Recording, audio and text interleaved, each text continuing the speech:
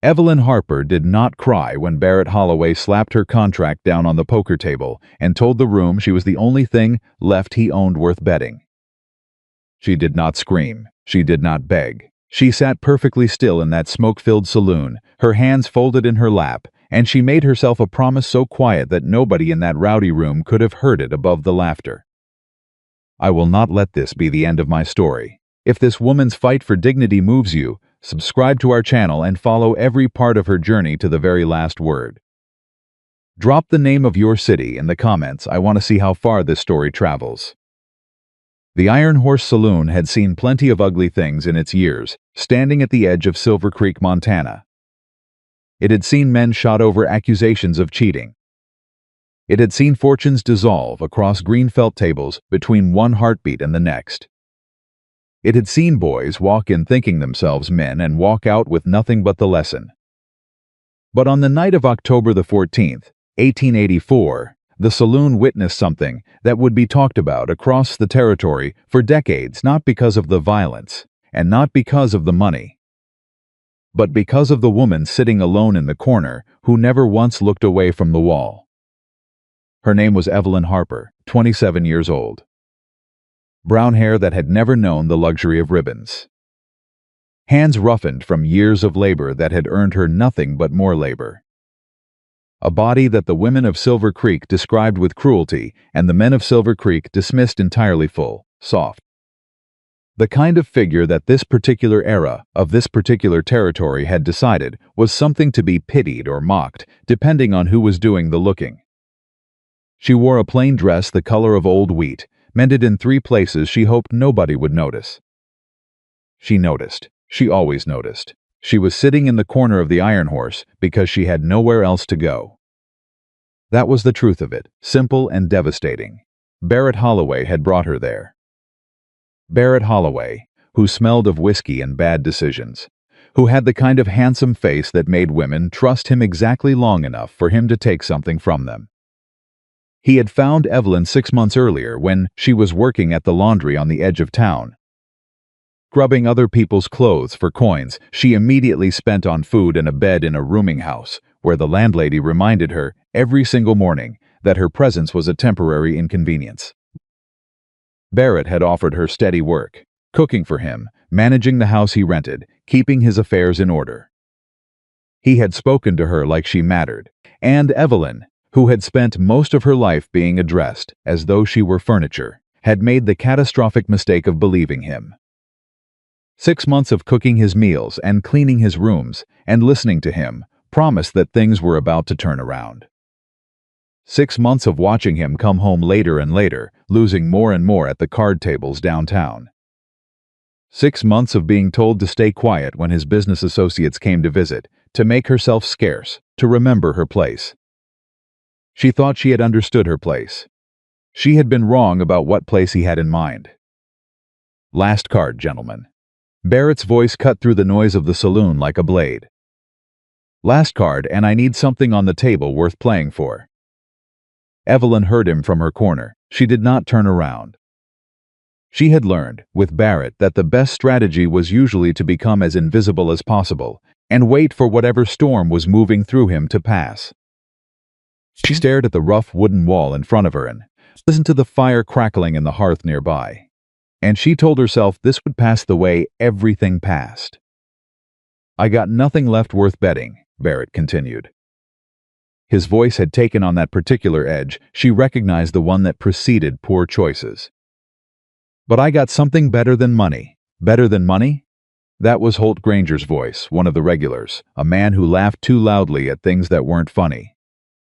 What's better than money, Holloway? Usefulness, Barrett said. I got someone who cooks, cleans men's gardens, someone who cost me money to keep fed and housed, and who I won't be needing anymore one way or another. Might as well get something for her. The room went quiet in the specific way. Rooms go quiet when something is happening that everyone present understands they should object to, but intends to witness regardless. Evelyn turned around. Barrett was reaching into his coat pocket. He pulled out a piece of paper, an actual piece of paper, folded in quarters, which he smoothed out flat on the poker table with the same casual motion a man might use to reveal a winning card. He picked up his glass, took a long drink, and gestured toward the corner where Evelyn sat without looking at her directly. Her, he said's bet is her. Nobody laughed. Not immediately. Then someone did, and the sound was like a match dropped on dry grass, spreading fast and ugly across the room. You're betting a woman, Holt Granger said, and there was something in his voice that might have been disbelief, but was actually closer to amusement, the kind that comes from watching something you know is wrong and deciding it's entertainment instead. I'm betting a contract, Barrett corrected, as though the distinction mattered.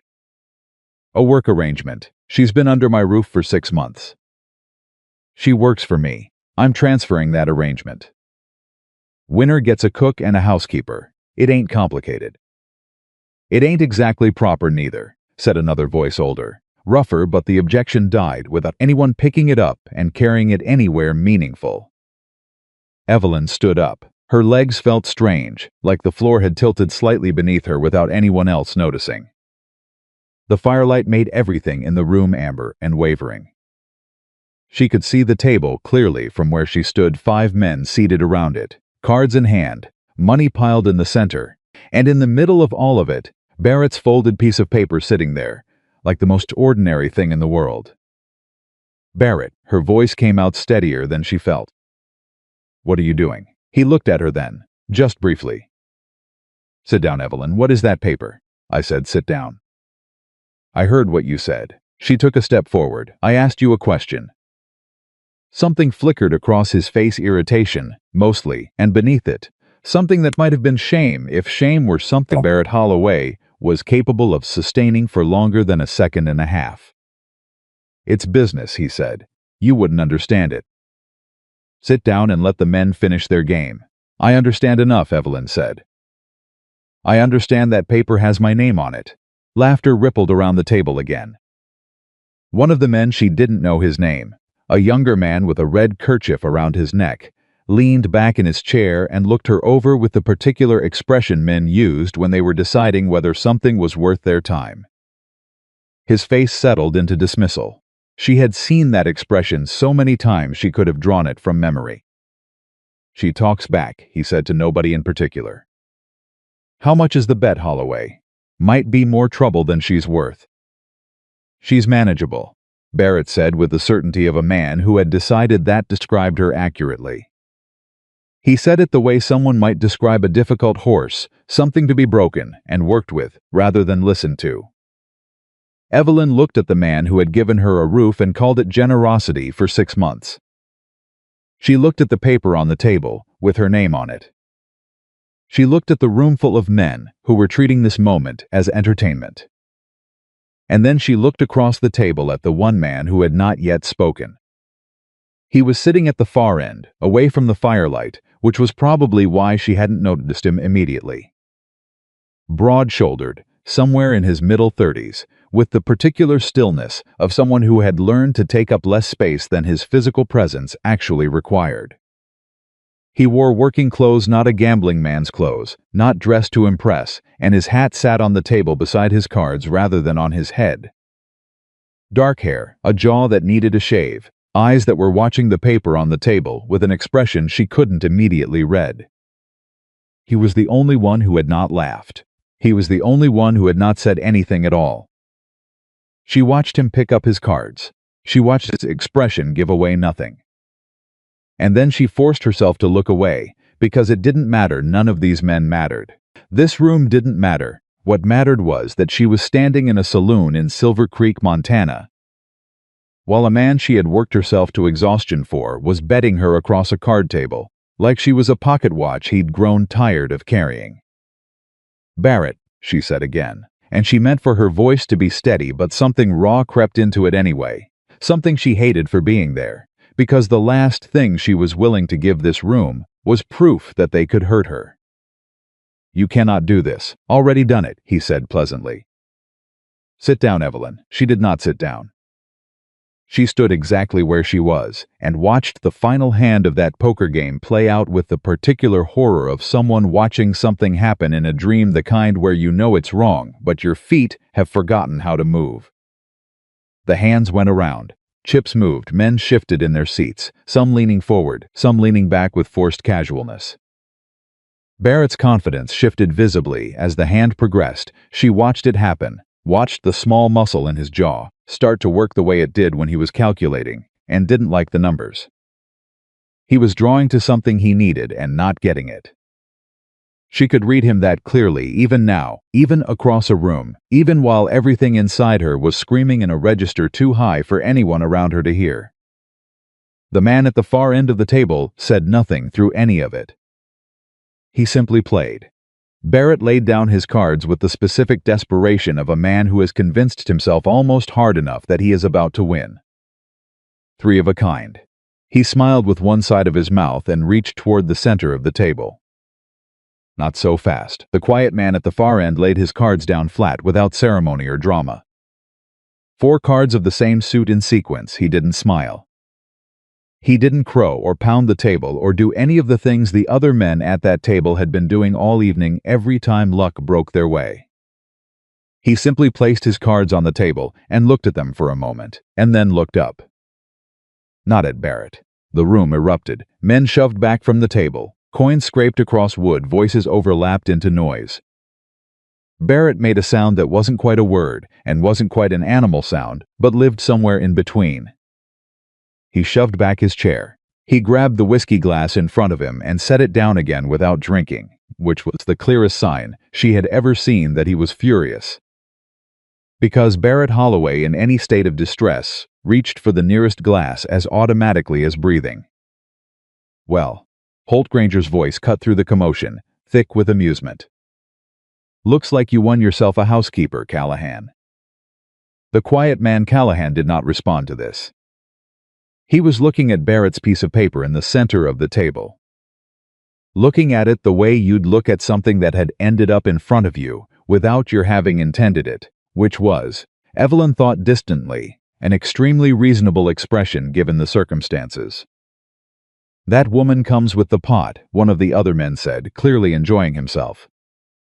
"Them's the terms." Callahan picked up the paper. He looked at it.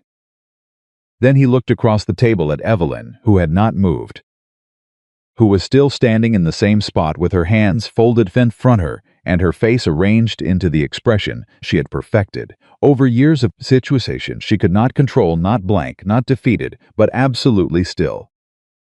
A woman made of stillness. That was what this room was seeing. What it did not see, what she did not allow it to see, was the furious, terrified, incandescent thing living just beneath that stillness that was deciding, even now, in this moment, that she would not break.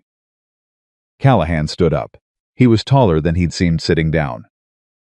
He put on his hat. He picked up his money from the table and pocketed it. Then he picked up Barrett's paper again, looked at it one more time, and did something that made the room fall completely, utterly silent. He tore it in half. "Nobody belongs to anyone," he said. His voice was quiet. It was the kind of quiet that doesn't need volume because it already has weight, the kind that makes a room lean in rather than straining to hear. He set both halves of the paper on the table. He looked at Barrett Holloway with an expression that Evelyn could only describe, later, when she was trying to make sense of this evening, as contempt so controlled it was almost polite. Then he picked up his hat, walked around the table, and stopped about 6 feet from where Evelyn stood.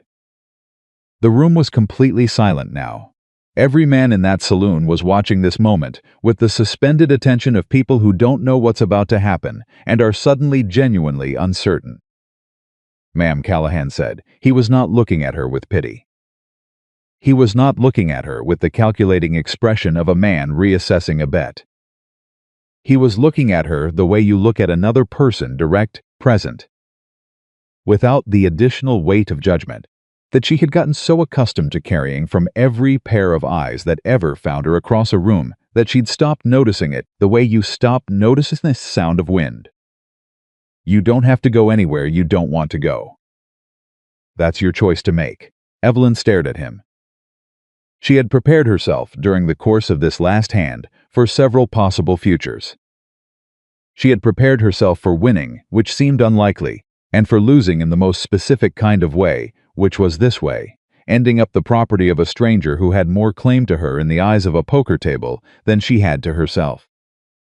She had prepared herself for humiliation and for the particular exhaustion of having to figure out what came next from a position of having absolutely nothing.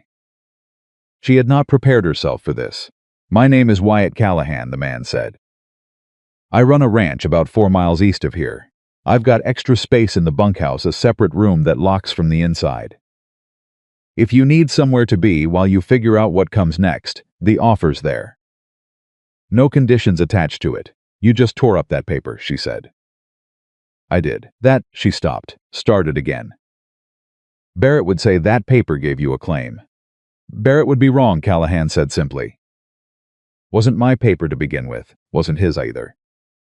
You can't write a person's name on a piece of paper and call that ownership. Don't matter what anyone in this room thinks about that."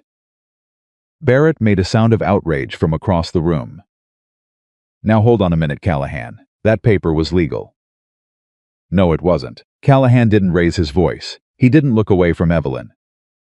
He spoke to Barrett the way you'd speak to an interruption from behind a wall, acknowledging it, just enough to dismiss it. "Wasn't legal, wasn't decent, and it's in 2 pieces now, so I reckon the conversation's done." The room shifted. Evelyn could feel it, the particular shift of a crowd that has been expecting one thing and gotten another. Some of the men were uncomfortable. Some were amused in a different way now, not at her but at the situation, at the novelty of it. A few were watching Callahan with the wary respect of people reassessing someone they'd underestimated. Holt Granger made a low sound. "Well, ain't that something?" "She still needs somewhere to go," said the older man, with the rough voice, who had made the brief objection earlier. There was no cruelty in his tone this time, something that might have been honesty even. "Holloway here ain't gonna take her back after this. Where's she supposed to end up? That's her business to decide," Callahan said. "Not yours, not mine." He looked at Evelyn again. "What do you want to do, ma'am?" What did she want to do? The question landed on her like something she had not heard in so long she'd forgotten the sound of it. What did she want? Not what was expected of her, not what was practical, not what someone else had decided was appropriate. What did she want? She looked at Barrett Holloway, who was still standing there, with fury running hot across his face and something else underneath it, something that looked almost like relief. Which was probably the most honest thing she had ever seen from him in 6 months. She looked at the men around the room, at their various expressions: entertainment, discomfort, curiosity. The specific blankness of men who have already decided this situation doesn't concern them and are waiting for it to resolve so they can get back to their cards. She looked at the 2 halves of the paper on the table. Then she looked at Wyatt Callahan. 4 miles east, she said. "Yes, ma'am, and the room locks from the inside." "Bought that lock myself," he said, "from Jensen's Hardware 2 months ago. There's a key on the inside and a bolt. Nobody goes in without your say-so." She picked up the small bag she'd had at her feet, everything she owned, which didn't take up much space. Which had never taken up much space, and she walked toward the door of the Iron Horse Saloon without looking back at Barrett Holloway even once. She heard him say something behind her. She didn't catch all the words, only the bitterness in them, the specific bitterness of a man who expected the world to be arranged to his convenience and was perpetually aggrieved to discover otherwise. She heard one of the other men laugh. She heard Callahan's boots on the wooden floor behind her, not rushing, just following at a distance that kept space between them. The night air outside the saloon was cold and clean and smelled of wood smoke and distant pine. Evelyn stood on the boardwalk and took a long breath and tried to understand what had just happened. A man she'd never met had torn up a piece of paper with her name on it and asked her what she wanted. She couldn't quite make it make sense. Callahan's wagon was tied at the post near the saloon's sidewall, a practical wagon, well maintained, with 2 solid horses that turned their heads to regard her with the calm, judgmental intelligence of animals who had been around long enough to have opinions. He came out behind her and untied the horses and went to the back of the wagon and took out a folded wool blanket which he held out to her without speaking. "It's cold," he said, when she hadn't taken it immediately. "I know it's cold," she said. She took the blanket. "I've been cold before. I don't doubt it," he said. He helped her up onto the wagon seat with a steadiness that asked nothing from her, no gratitude, no acknowledgement, just the practical assistance of a hand extended to someone who needed height to reach a wagon seat. Then he went around to the other side and climbed up himself and took the reins. They pulled out of Silver Creek in silence. The town was quiet at this hour, the main street dark except for the lights of the saloon and the glow from Jensen's Hardware, where someone had left a lamp burning. They passed the church and the general store and the small schoolhouse, with its bell tower standing dark against the stars. And then the buildings fell away, and there was nothing on either side but the wide flat dark of the Montana Territory, stretching out in every direction, with the mountains making their vast shapes against the sky. Evelyn sat on the wagon seat with the wool blanket over her shoulders and stared straight ahead and stopped the shaking that had started in her hand sometime during the last half hour and hadn't stopped yet. She was not cold. The shaking was not from cold. She pressed her hands flat against her thighs and breathed carefully, and told herself there would be time to fall apart later. There was always later. There was always some private moment she could locate, eventually, to put herself back together in. This was not that moment. This moment required her to be alert and clear-eyed, and to pay attention to the man sitting 3 feet from her who had torn up a piece of paper with her name on it, and might have his own reasons for doing so that she didn't yet understand. "Why did you do that?" she asked. Callahan didn't answer immediately. He kept his eyes on the road being mostly a track through grass that had been traveled enough times to indicate a direction. "Do what specifically?" he said. "Tear up that paper." He was quiet for a moment. Because it was the right thing to do. That's not a complete answer. He glanced at her sideways. Something in his expression shifted, not quite amusement, but something adjacent to it, something that suggested he was not entirely surprised to find himself being pressed for a better answer. "No," he agreed. Another silence. The horses moved steadily. An owl called somewhere off to the left. "I've sat in that saloon a fair number of times," Callahan said finally. "I've seen money change hands, I've seen land bet and lost. I've seen men do things across that table that I thought were the worst I was likely to see." He paused. "I was wrong about that, apparently. You didn't have to get involved." "No," he said, "I didn't. Most men wouldn't have." "I know it. So why did you?" He thought about it for long enough that she started to think he wasn't going to answer. Then he said, "My mother raised me with the understanding that there's a difference between things that are legal and things that are right." She was a very specific woman about that distinction. I found she was correct. Evelyn looked at him. The side of his face in the darkness, the set of his jaw, the way he held the reins not tight, not loose, just present. A man paying attention to what he was doing. "She sounds like she was a remarkable woman," Evelyn said. "She was," Callahan said. "She died 12 years ago. I still hear her voice. When I'm about to do something she'd have thoughts about." "What is she saying right now?" Something shifted in his expression again. This time it was closer to a real smile, brief and a little reluctant, like something he hadn't intended to let out. "Probably that I should have said something about 10 minutes sooner," he said. Evelyn turned back to face the road ahead of them. She pulled the blanket tighter around her shoulders. "For what it's worth," she said, "I didn't need saving." "I know that," he said immediately. "You were handling it." "I was about to walk out. I could see that. I want to be clear about it." "You're clear," he said. "I hear you." She believed him, which was strange. She hadn't believed a man about anything in a considerable amount of time. The believing felt unfamiliar, like a muscle she'd stopped using that was making itself known again. They rode in silence for a while.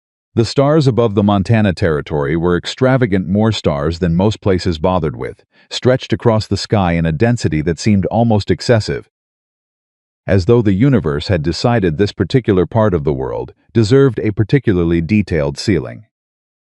Evelyn had noticed that before, on nights when she wasn't exhausted to the point where noticing things felt like too much effort. Tonight, with the cold and the wool blanket and the strange dreamlike quality of everything that had just happened, she noticed again. "How long have you had the ranch?" she asked. "Going on 8 years, Callahan said. "By yourself. I've got 2 ranch hands, older fella named Silas and a younger one named Cody. Good men, both of them. They won't bother you." I wasn't worried about being bothered, she said, which was not entirely true, but was the thing she wanted to be true. "I know," he said, in a tone that suggested he understood the difference. "The room locks," he said again. "I want you to know that's not something I'm going to walk back in the morning." She looked at him again. "You don't know anything about me," she said. "That's true," he agreed. "I could be." She tried to think of something alarming. "I could be difficult. Most worthwhile people are," Callahan said. She didn't know what to say to that. She had spent 6 months being told, in various ways and registers, that she was not worthwhile at all, that her presence was a burden, her size an inconvenience, her opinions an imposition, her existence a problem to be managed. She had started to believe it the way you start to believe anything that's repeated to you, often enough, and with conviction. Not completely. There was something in her that had resisted, something stubbornly certain that the version of herself that Barrett described was not the real one. But it had been wearing thin. This man, this stranger, this rancher who smelled of horses and hay and woods had just the words "most worthwhile people are" and meant them to land on her like a small grace. And they had.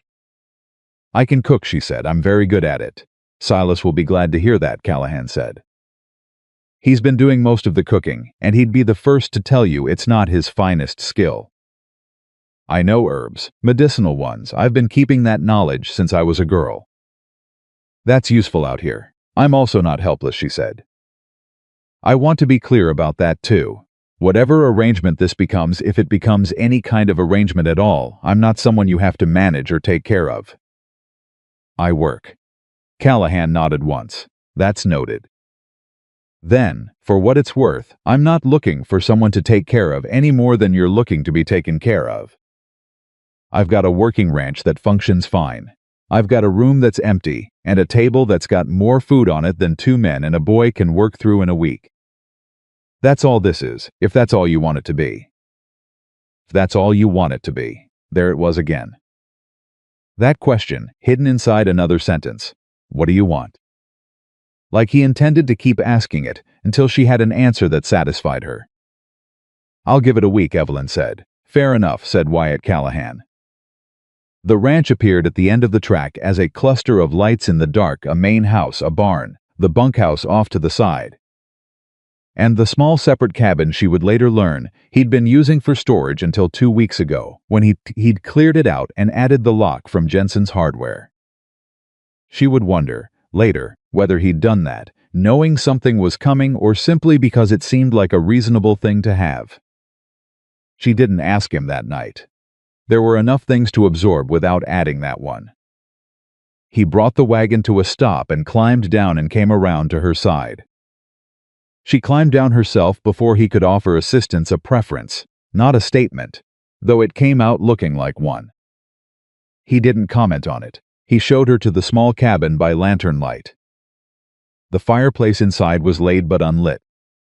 He knelt and lit it himself while she stood in the doorway and looked at the space, a clean wood floor, a bed with a frame and a real mattress and 2 folded quilts on top of it, a small table with a chair, a window with a curtain.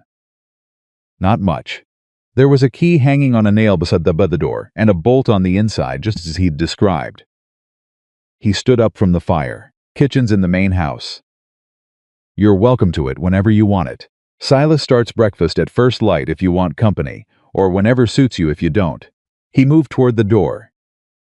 "There's a water basin and a pitcher on the table. I'll bring fresh water in the morning. I can get my own water," she said. "The well's around the side of the main house," he said, without arguing the point. "I'll show you in the morning." He stood in the doorway for a moment, hat in his hand, and looked at her, not the way Barrett looked at her, not the way any man in that saloon had looked at her tonight. He looked at her the way the man had looked at his cards, considering, honest, without performance. "You're safe here," he said. Just that. Not a promise loaded with expectation, not a bargain, not a setup for something else. Just a statement of fact, offered to someone who might need to hear it.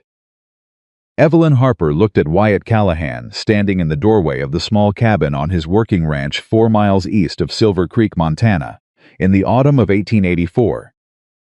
And she felt something she hadn't felt in so long that it took her several seconds to identify it. She believed him. "Good night, Mr. Callahan," she said. "Good night, ma'am," he said. He tipped his hat. He pulled the door closed behind him. Evelyn stood alone in the warm small room, with the fire beginning to push heat out into the corners and the quilt on the bed thick and clean, and the key hanging on the nail beside the door. And she locked the bolt, and she sat down on the edge of the bed, and she let herself shake for exactly as long as she needed to, before she was done. Then she lay down in the bed with her coat still on, and pulled the quilt over herself, and stared at the firelight moving across the ceiling.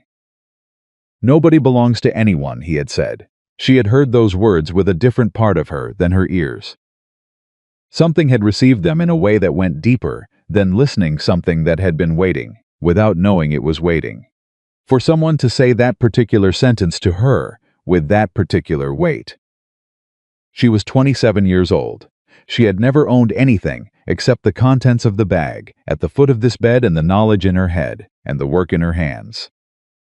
She had been told in 100 different ways by 100 different people that the combination of her size, and her poverty, and her gender, and her circumstances made her something to be arranged around rather than considered. She had never stopped knowing that was wrong. She had just, sometimes, stopped being able to hold on to that knowledge when the world pushed back hard enough. Tonight the world had done its worst, had sat her in a saloon and put her name on a piece of paper and laughed, and something had happened that she was still not entirely certain she hadn't imagined. A man she'd never met had said nobody belongs to anyone and meant it. Evelyn pressed her hand flat against the quilt and breathed. 1 week she had told him, she suspected she had lied. Outside the small cabin, the Montana night was cold and quiet and full of stars. In the main house, a lamp went out. In the barn, the horses shifted and settled. And in the small clearing between the buildings, the wind moved through the dry grass with the particular sound of October, not cold enough yet to be winter, not warm enough to be anything else. Suspended in the exact moment between one thing and the next. Evelyn Harper was 27 years old, and she had never had a room that locked from the inside. She was going to sleep better than she had in months. She did not yet know that this was only the beginning of all the ways this place was about to change her, or that she was about to change it right back. She did not yet know about Wyatt Callahan's silence, what lived inside it, how long he'd been carrying the particular weight she'd sensed in him across a smoky saloon. She did not yet know about Silas, who would have opinions about her biscuits and then be completely converted by them. She did not yet know about the townspeople of Silver Creek, who were currently processing the events of this evening and arriving at conclusions that would lead them straight back to her doorstep in ways she hadn't finished preparing herself for. She didn't know any of that yet. What she knew was the warmth of the fire and the weight of the quilt and the bolt on the door and the key on the nail. That was enough. That was for tonight absolutely everything. She was awake before first light. Not because anything woke her, no noise, no disturbance, no bad dream pulling her out of sleep. She woke because her body had spent so many years braced for the next thing that it had forgotten how to rest, all the way through to morning. 6 months in Barrett Holloway's house, she had learned to sleep lightly, to hear footsteps in the hall, to know the difference between the creak of a settling house and the creak of a door being tested. She had slept like a person who expected to need to be ready. She lay still for a moment in the dark, listening. The fire had burned down to coals. The cabin was cold at the edges and warm in the middle and completely, utterly silent except for the wind outside and the far-off sound of one of the horses in the barn shifting its weight. No footsteps, no voices, no sound of a door handle being tried. She sat up. reached for her coat that she'd finally taken off sometime in the night, and folded across the foot of the bed. Put it back on, sat on the edge of the mattress, and looked at the bolt on the door still thrown, just as she'd left it, and the key on the nail beside it, and the gray light beginning to show itself at the edges of the curtain over the window.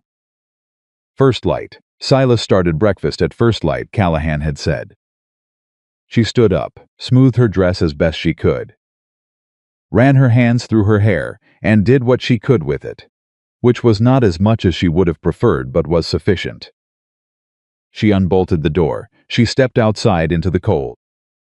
The sky was doing that particular thing it did in the last minutes before sunrise, going from black to a deep blue-gray, that made the mountains look like they'd been cut out of something darker and placed against it. Her breath made clouds. The ground was hard with cold. She found the well around the side of the main house, just where Callahan had said it would be. She drew water. She washed her face and hands with the kind of thorough attention that had nothing to do with vanity and everything to do with the simple dignity of starting a day clean. Then she looked at the main house, the kitchen window lit from inside, and she straightened her coat, and she walked toward it. The kitchen door was unlocked. She pushed it open. The man at the stove was not Callahan.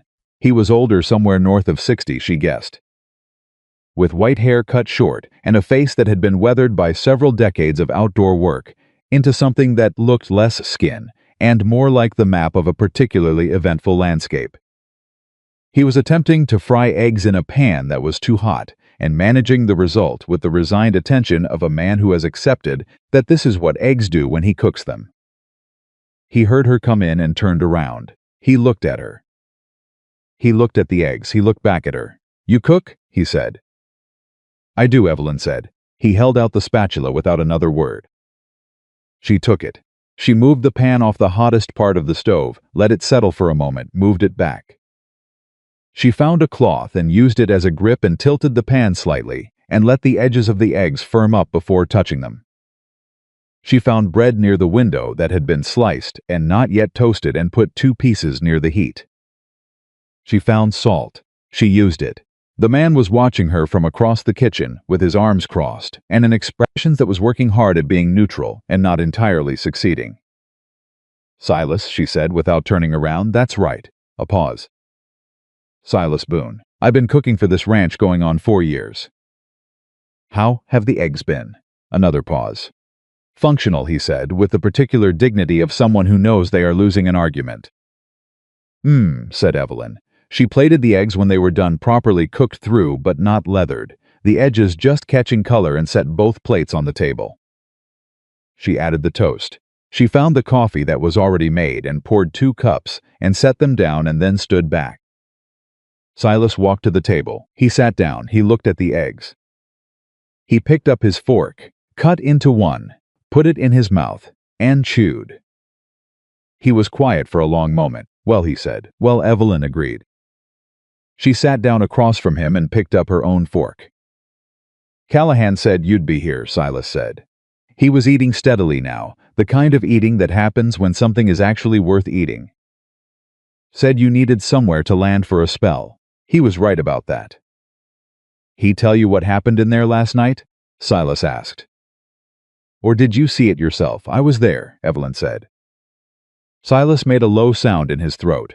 "Barrett Holloway," he said, and the 2 words carried about 15 years' worth of opinion compressed into 4 syllables.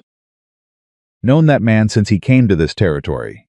Never met a soul more dedicated to finding someone else to blame for his own poor choices." He took a drink of coffee. "You all right?" The question landed on her simply, without adornment. She looked at him across the table, this old man with his weathered face and his functional eggs, and his 4 years of cooking for a ranch that had apparently needed her to show up and handle the spatula. "I will be," she said. "That's the right answer," Silas said. Plenty of folks would have said fine. Fine's a lie people tell when they don't think you actually want to know. Wilby is honest. She looked at him. "You're a perceptive man for someone who was about to burn eggs at 6 in the morning. He pointed his fork at her. "And you got a mouth on you for someone who just sat down at a stranger's table." "Is that a complaint?" he considered. "No," he said. This ranch has been too quiet. Quiet ain't always peaceful. Sometimes it's just quiet. The back door of the kitchen opened. Cody came in. She learned his name shortly after, from Silas, a young man somewhere around 20, with the rangy build of someone who had grown several inches recently and hadn't entirely caught up with it. He stopped dead when he saw Evelyn, looked at Silas, looked back at Evelyn, and then looked at the plate on the table, with the expression of someone who has just noticed something deeply important. "Are those eggs?" he said. "Yes," said Silas. "Those are the best-looking eggs I have ever seen on this table," Cody said, with the complete sincerity of someone who has been eating functional eggs for a considerable period of time. "Sit down," Evelyn said, and stood up to make him a plate. She didn't think about it. She just did it, because there was food and he was hungry, and that was the arithmetic of kitchens, simple and absolute. She heard him drop into a chair. She heard Silas make a small sound that might have been amusement. She put the plate in front of Cody and went back to her own seat, and they all three ate together in the easy quiet of people who have not yet decided what they are to each other, but have tacitly agreed that breakfast is not the moment to work it out. Callahan came in at the tail end of it. He'd been up earlier than any of them. She could tell from the state of him, from the cold air that came in with him, from the way his hands moved to the coffee without any of the slowness of someone newly woken. He had already been out in the barn, or the east pasture, or somewhere that work happened before the sun cleared the mountains. He poured his coffee and turned and registered her presence at his kitchen table. With the same expression he seemed to bring to most things: calm, aware, giving nothing away above what the situation required. "Morning," he said. "Morning," she said. He sat down. Looked at the plate Silas put in front of him. Looked at Silas. Silas shrugged with elaborate innocence. Callahan cut into the eggs, ate, and was quiet for a moment. "You didn't have to do this," he said. "I was up," Evelyn said. The kitchen was there. It's not a complicated equation. "Still, Mr. Callahan," she said, and waited until he looked at her. "I told you last night I work. I meant it. If I'm going to be in this house, I'm not going to sit in that cabin and wait for someone to bring me meals. That's not who I am." He looked at her steadily. "All right," he said. "I'm not asking permission," she added. "I'm explaining myself." Silas made a sound into his coffee cup that was definitely a laugh disguised as something else. "I hear the difference," Callahan said. Something in his expression had shifted slightly, not quite amusement, not quite respect, something that existed in the space between them. "You can have the kitchen," Evelyn said. And she drank her coffee. The days that followed moved with the particular rhythm of a working ranch in early November, which was the rhythm of things that needed doing, regardless of what else was happening: animals that needed feeding, fences that needed checking, equipment that needed maintaining against the coming winter. Evelyn found her place inside that rhythm within the first 3 days, not because anyone assigned her a place, but because she looked for the gaps and filled them, which was what she had always done, in every situation, and which came as naturally to her as breathing. The kitchen became hers in the specific way that any space becomes a person's, not through declaration, but through accumulated presence. She learned where Silas kept things and rearranged them in ways that made more sense to her, which led to 3 days of Silas complaining at length about not being able to find the salt, which led to her showing him exactly where the salt was every single time he asked, with a patience so complete it eventually made him laugh despite himself. She discovered that the garden plot behind the main house had been let go. The soil was decent but neglected, the beds overgrown, the late-season remnants of whatever had been planted the previous spring gone to seed and tank. She asked Callahan about it one afternoon when she found him in the yard mending a piece of tack. "The garden," she said. "What about it? Who was keeping it?"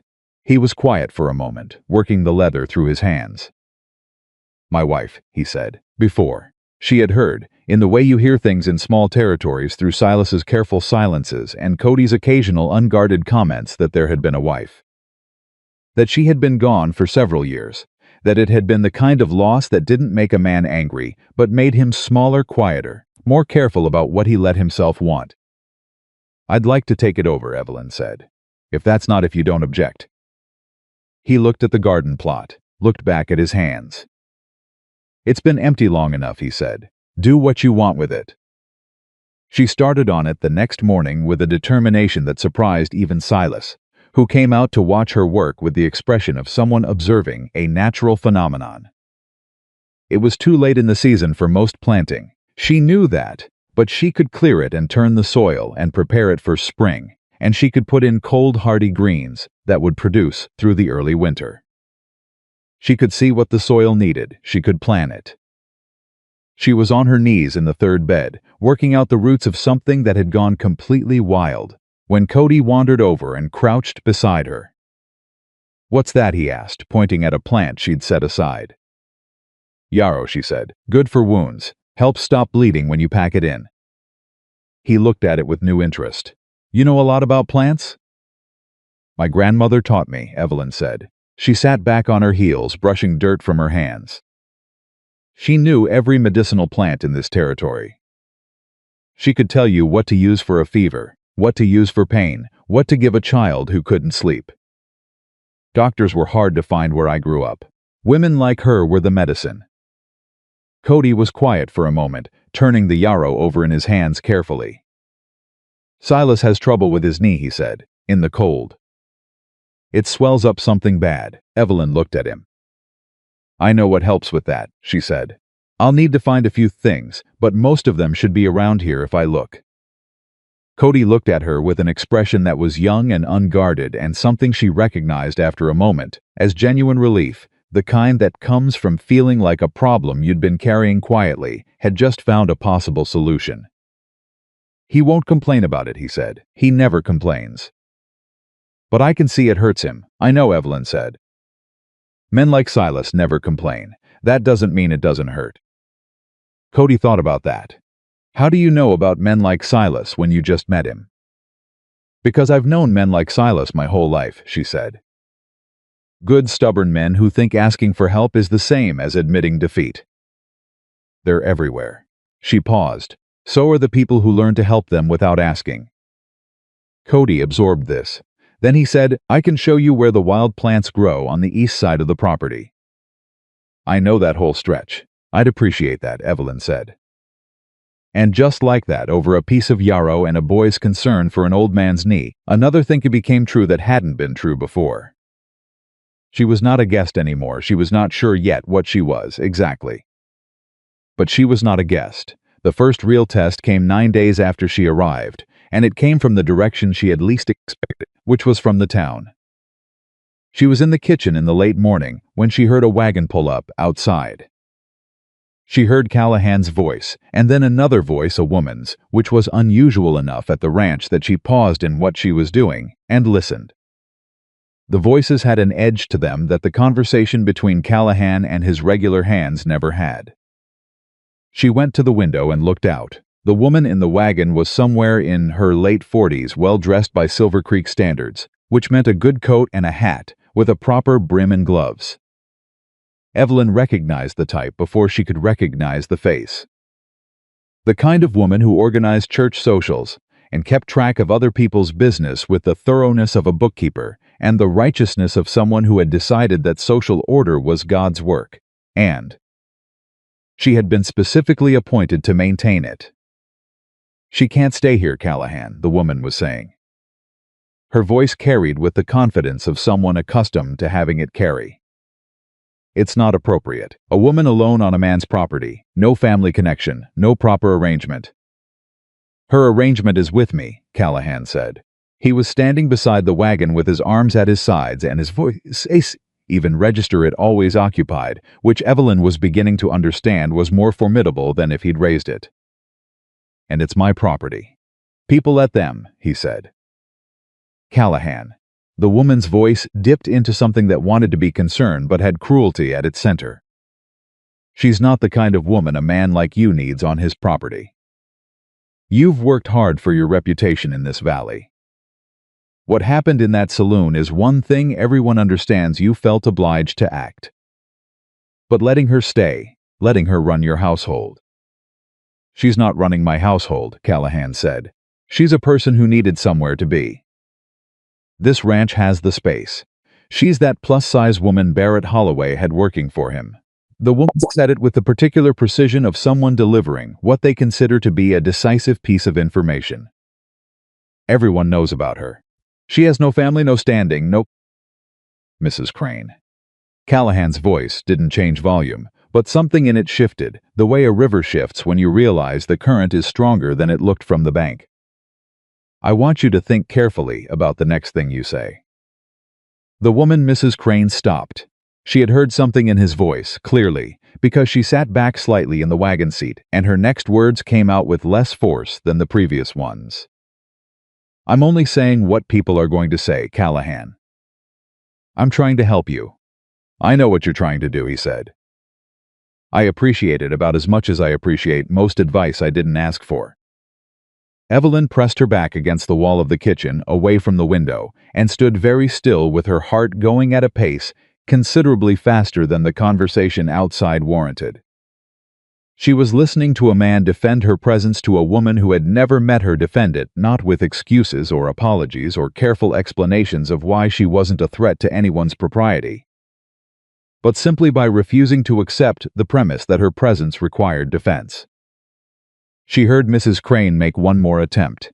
She heard Callahan's response, which was shorter than his previous ones, and contained a politeness so pointed it functioned as a dismissal. She heard the wagon turn and pull away. She was back at the stove when he came in through the kitchen door. He poured coffee. He stood at the counter and drank it without immediately saying anything, which she had come to understand was his particular way of arriving at conversations he needed a moment. Always, before words, to decide exactly what the words were going to be. You heard that, he said. The kitchen isn't that big, she said.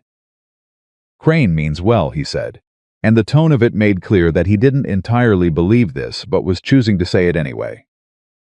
She's got strong ideas about how things should be.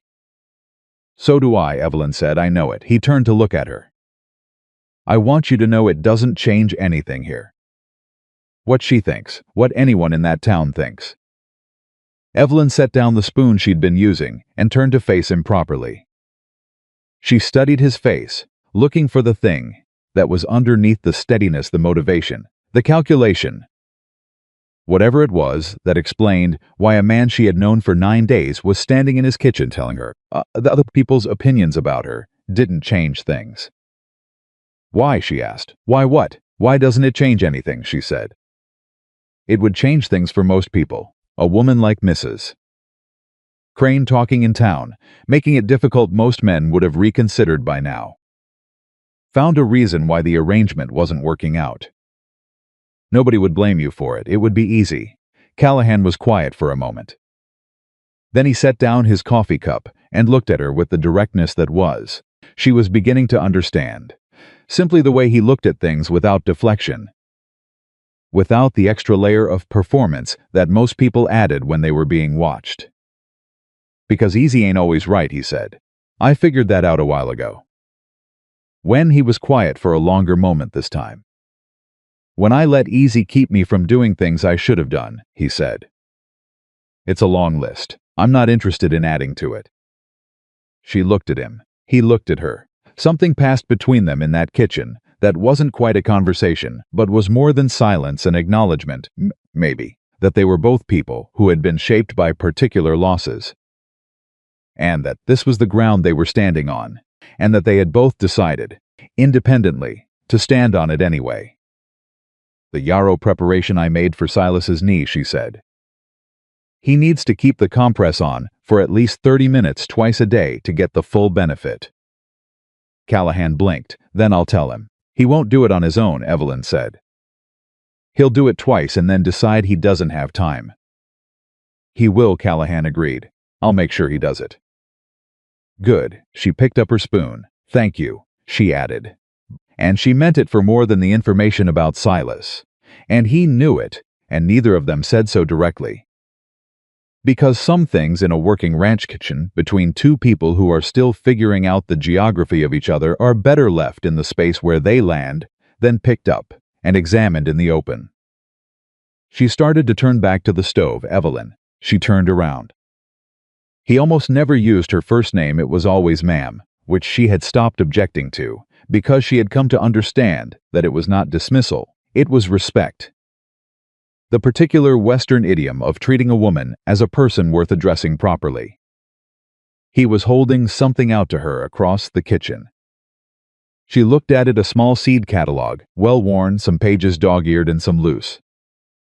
She recognized it as the kind of thing that had been on the shelf in the front room, the kind of object that had been in the house for years, without anyone particularly noticing. "For the garden," he said, "in case you want to plan out the spring planting. There's notes in the margins from before." A pause. "You don't have to use them. Just thought it might be useful." She crossed the kitchen and took it from him. She looked at the cover, faded print, a few years old, and then she opened it and saw the handwriting in the margins. A woman's handwriting, neat, precise, opinionated notes about what had done well and what had failed, and what she wanted to try differently. Sentences like "too much shade on the east side, move the beans, and this variety does better than they claim." Evelyn stood in the kitchen of Wyatt Callahan's ranch and held his dead wife's seed catalog in her hands and understood exactly what it had cost him to take it off the shelf and carry it across the room and hold it out to her. "Thank you," she said, and her voice was very steady, and she was proud of it. "I'll leave you to your work," he said, and he picked up his hat from the table and went back outside. She stood there for a long moment, holding the catalog.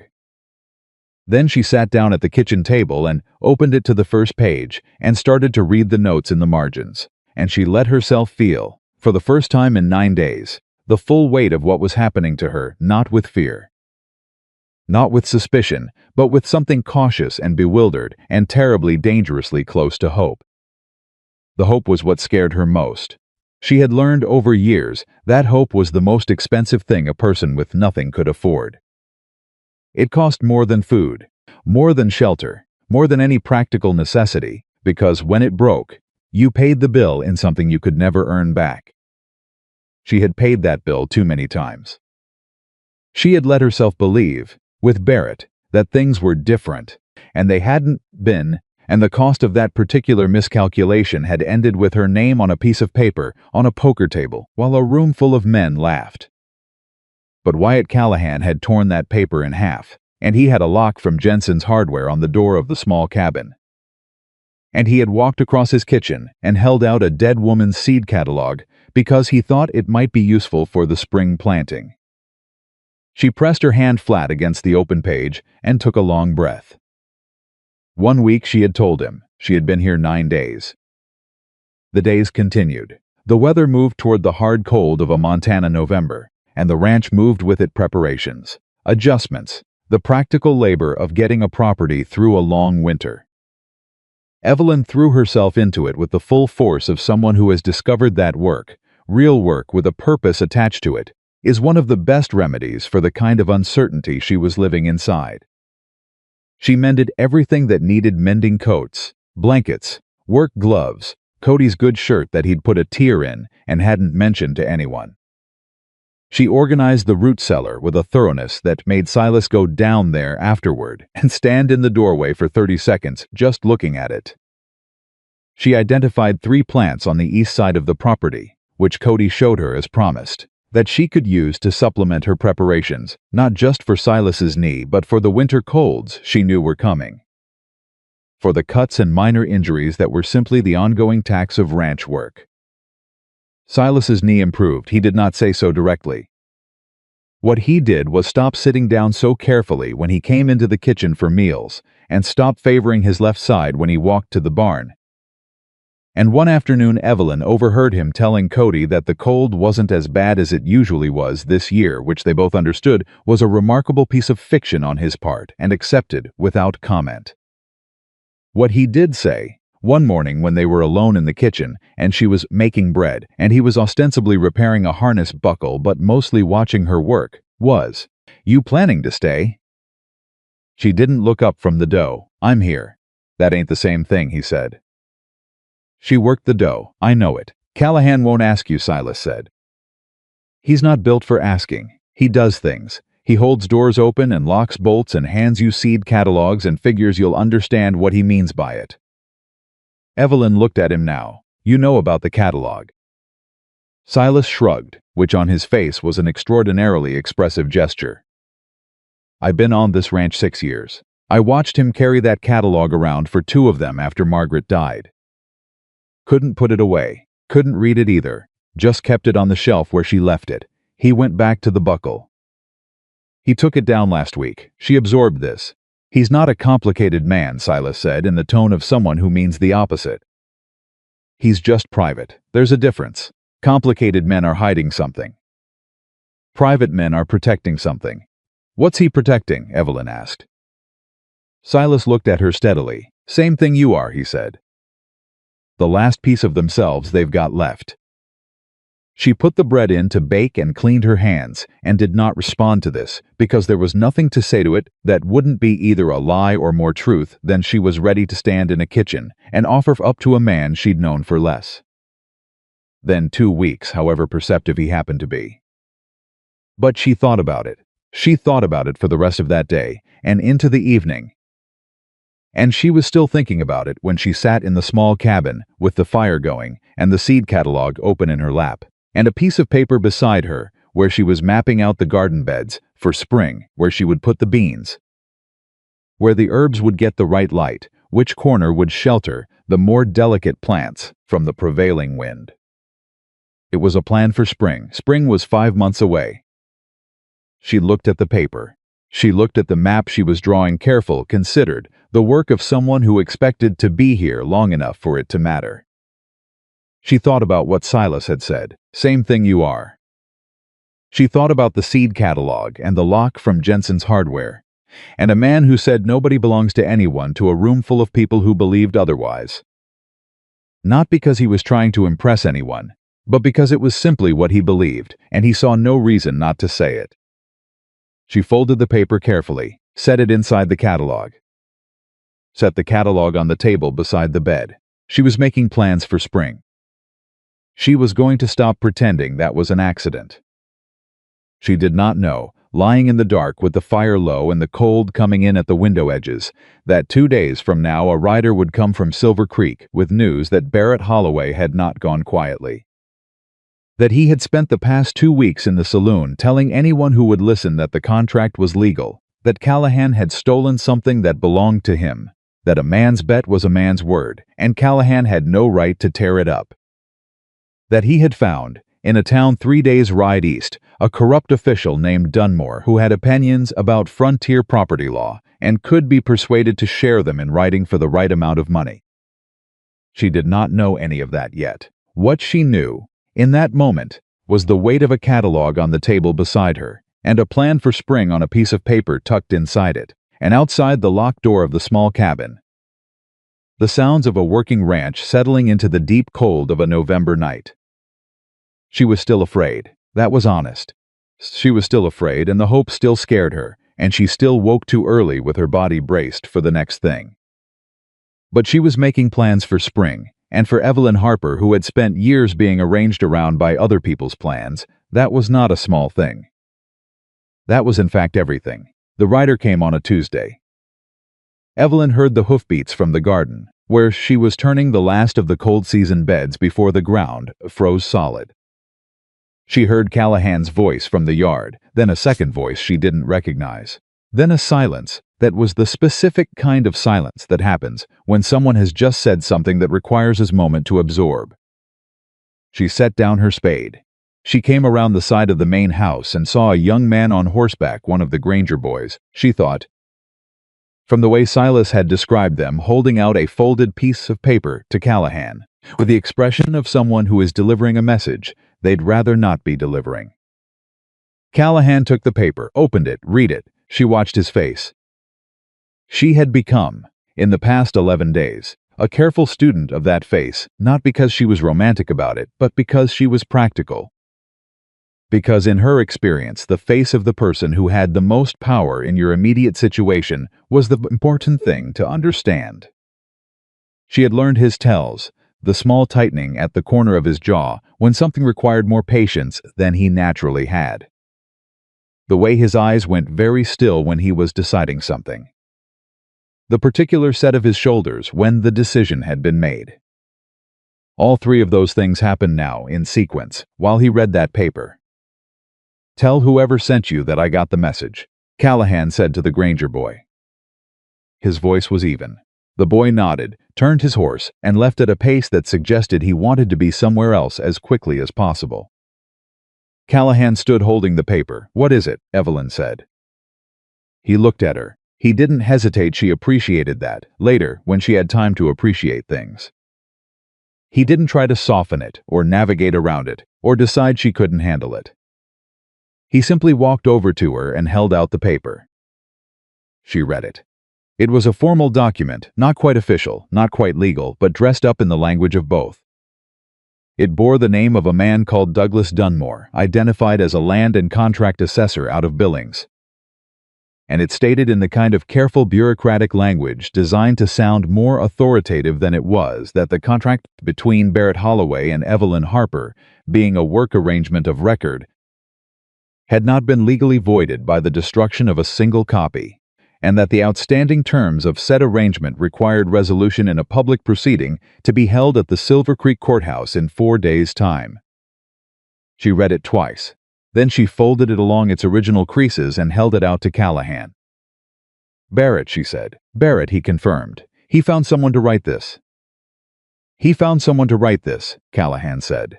"Dunmore's been known to find legal language for whatever a man's willing to pay for. He operates out of Billings, but he'll come as far as Silver Creek for the right amount." Evelyn looked out at the place where the Granger boy had ridden away. She felt the cold coming off the ground, coming through the soles of her boots, working its way up. She felt the familiar tightening in her chest that she recognized as fear, and that she refused to give more room than it strictly required. "What happens at the proceeding?" she asked. "Dunmore presents the contract as valid. Barrett claims you're obligated under its terms. Someone, probably me, argues otherwise." "And then? Depends on who Dunmore has in his pocket," Callahan said. "And how many people in that courthouse are more interested in seeing Barrett satisfied than in doing what's right?" She turned to look at him directly. "Could he take me back?" Callahan met her eyes without flinching. "He's going to try," he said. "I'm going to make sure he doesn't succeed. That's not the same as a guarantee."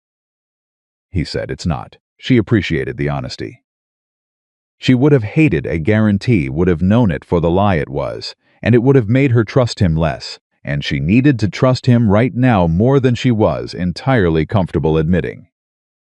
She breathed out, breathed in, looked at the garden bed she'd been turning when the rider came, the soil dark and cold and ready for spring.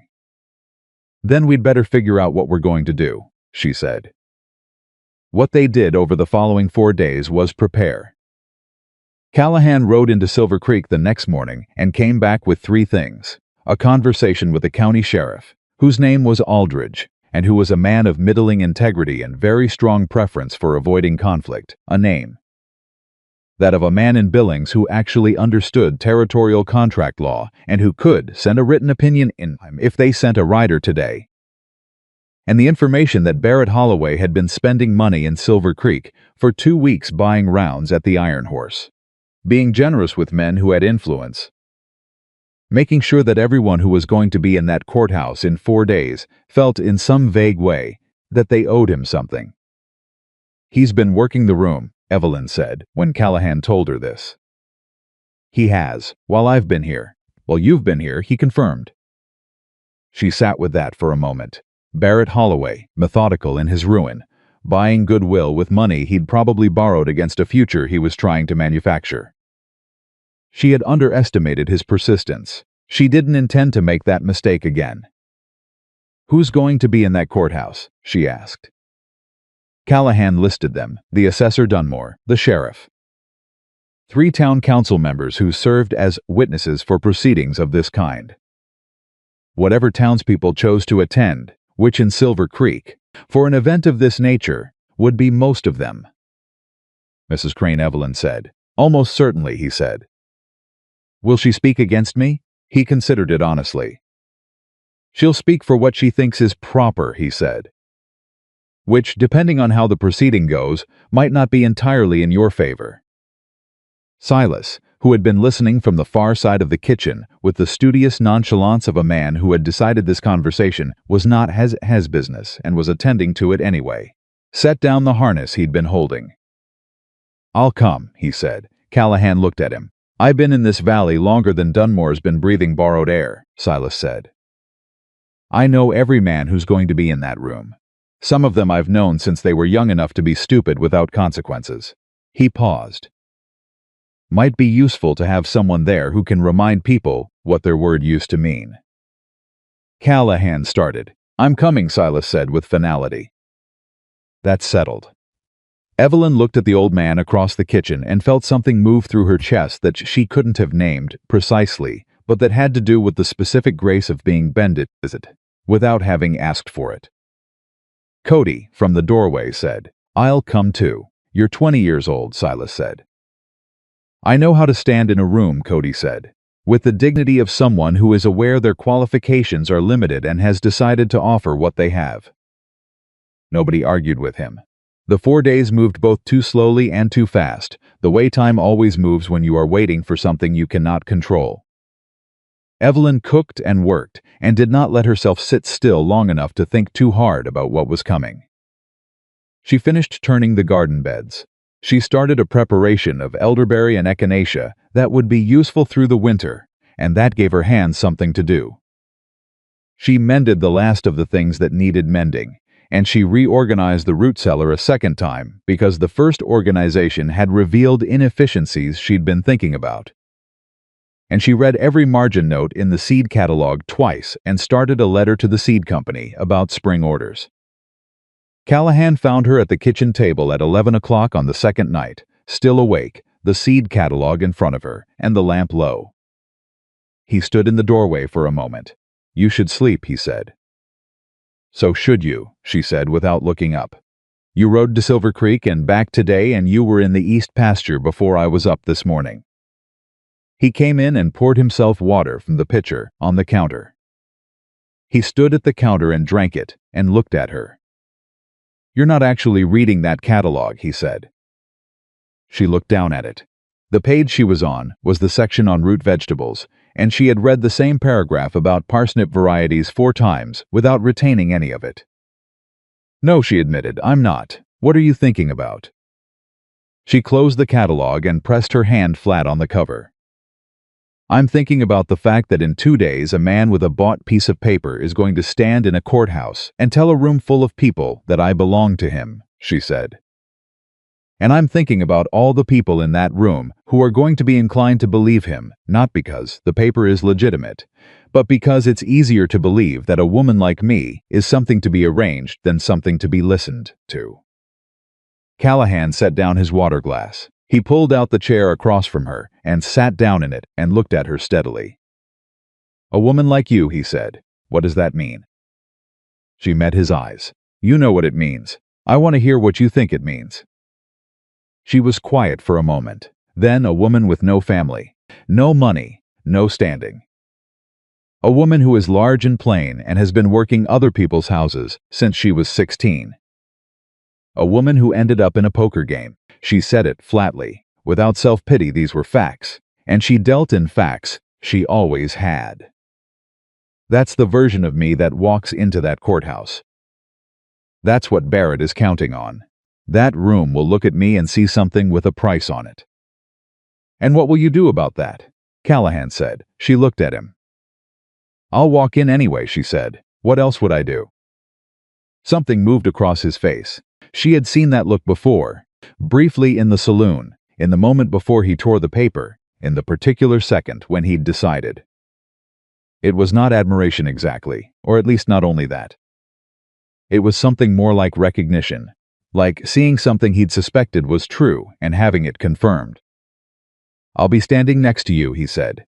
"You'll be standing next to me," she said, "but I'll be the one speaking." He was quiet for a moment. "All right," he said. "I mean it, Callahan. I'm not going into that courthouse to be rescued. I'm going to say what needs to be said. In my own words. And then after a pause, I wouldn't have it any other way." She looked at him across the kitchen table, and she thought about what Silas had said, private men are protecting something, and she thought about a man who had ridden 4 miles in the cold to get a sheriff's conversation and a legal opinion and came home and sat down at a kitchen table at 11 o'clock at night and asked her what she was thinking, rather than telling her what he planned to do. "Thank you," she said. "For what?" "For asking," she said. Instead of just deciding, he was quiet. "Then it's your life," he said simply. "Seems like you ought to have a say in it." She put the seed catalog on the shelf and went to bed, and for the first time in 4 days, she slept through to morning. The courthouse at Silver Creek was the kind of building that had been constructed with ambitions toward importance. A solid wood frame, high ceilings, a raised platform at the front for proceedings. On the morning of the hearing, it was filled with the particular mixture of people that small frontier towns produced for public events: the genuinely interested, the bored, the performatively concerned, and those who simply had nowhere else to be and considered other people's difficulties a reasonable way to spend a morning. Evelyn walked in beside Callahan with Silas on her left and Cody behind them, and she looked straight ahead and did not make the mistake of checking anyone's face for their opinion, because she had learned long ago that looking for other people's approval was one of the fastest ways to talk yourself out of the things you needed to do. Barrett Holloway was already there. He looked, she thought, like a man who had convinced himself he was about to win the particular set of his shoulders, the way he held his hands, the slight elevation of his chin. He had dressed carefully for this. He had brought Douglas Dunmore, who was a thin man in a good coat, with the expression one who charges by the hour and is not running a discount.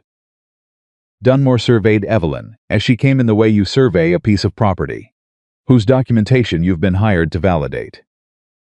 She looked back at him with an expression that communicated, as clearly as a closed door, that she was aware of exactly what he was doing and intended to make it difficult.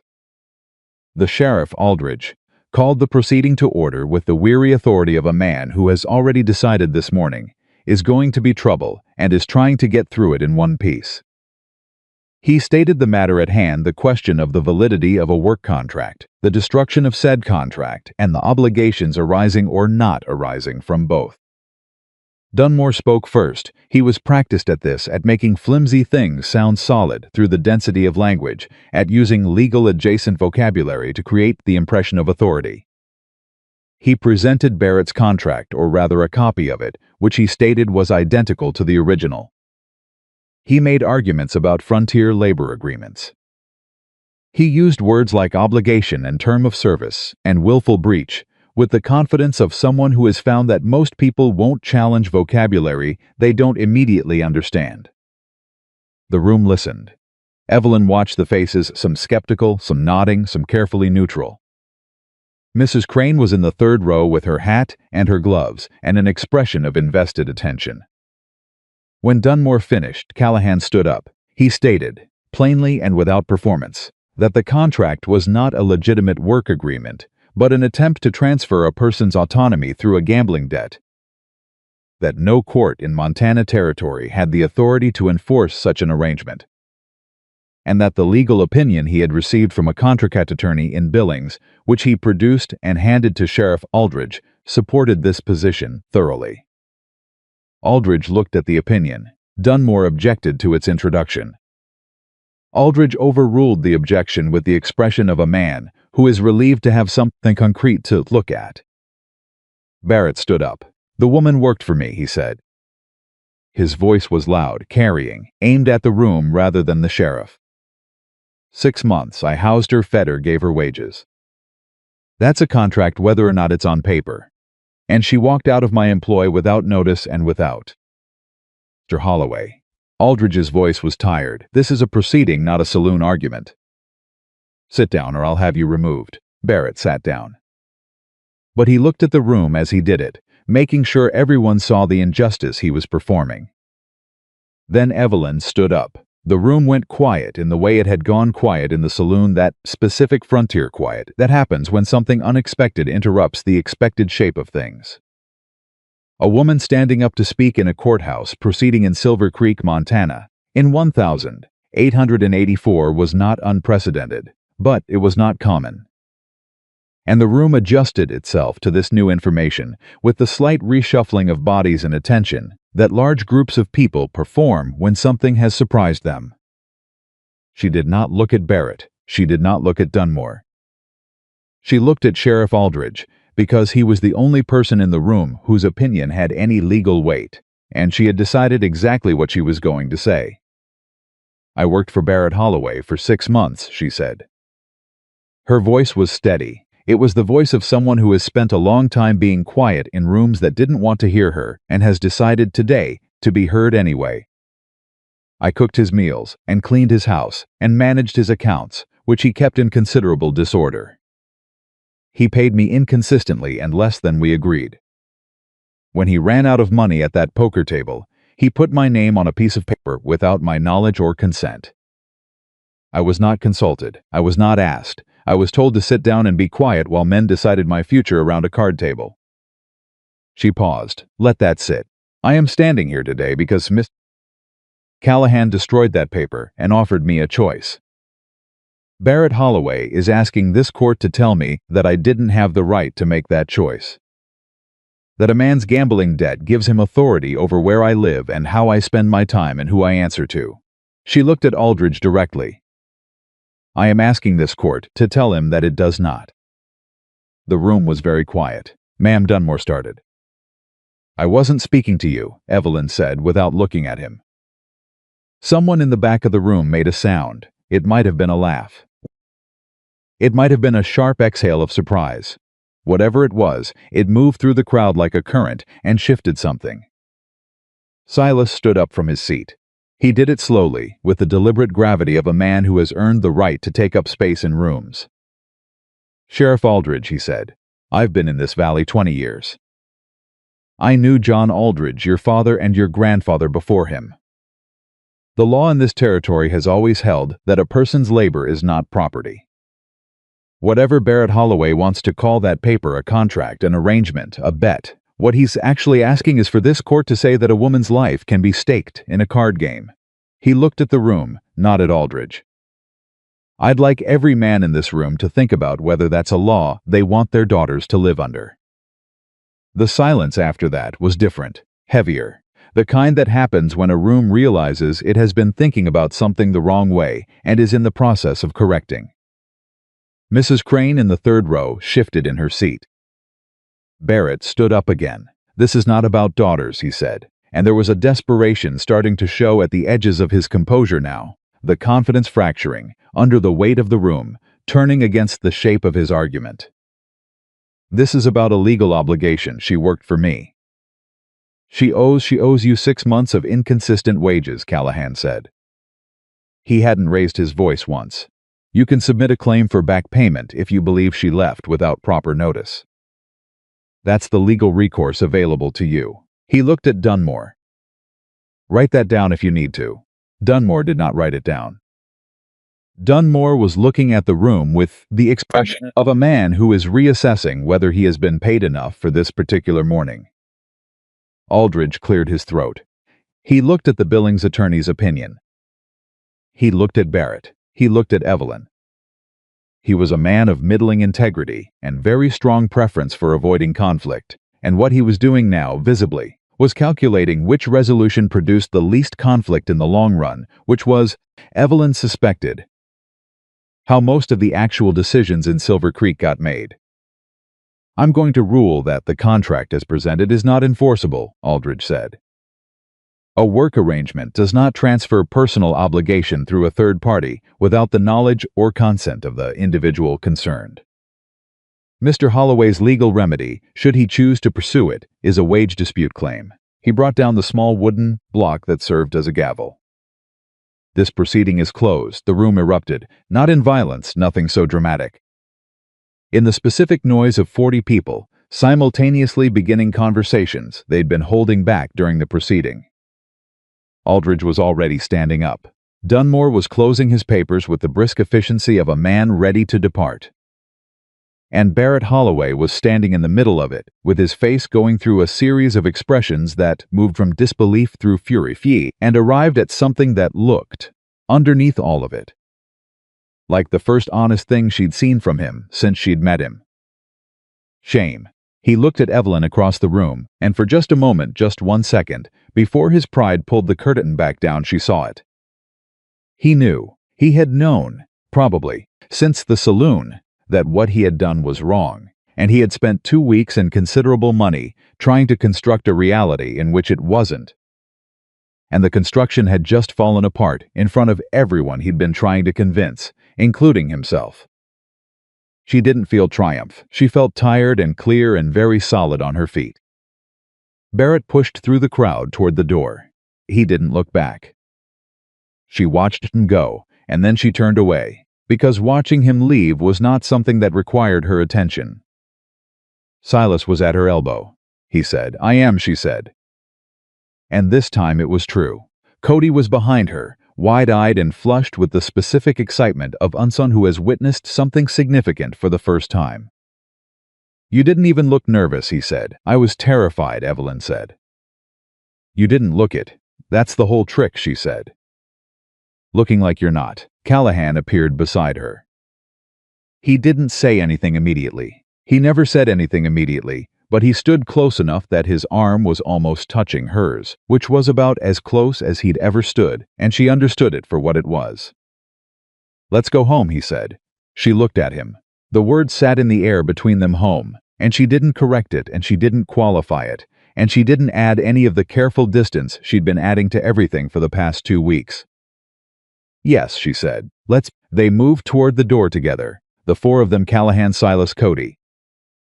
And Evelyn and the crowd parted for them, with the particular deference of people who have just watched someone win something, and are still deciding how they feel about it.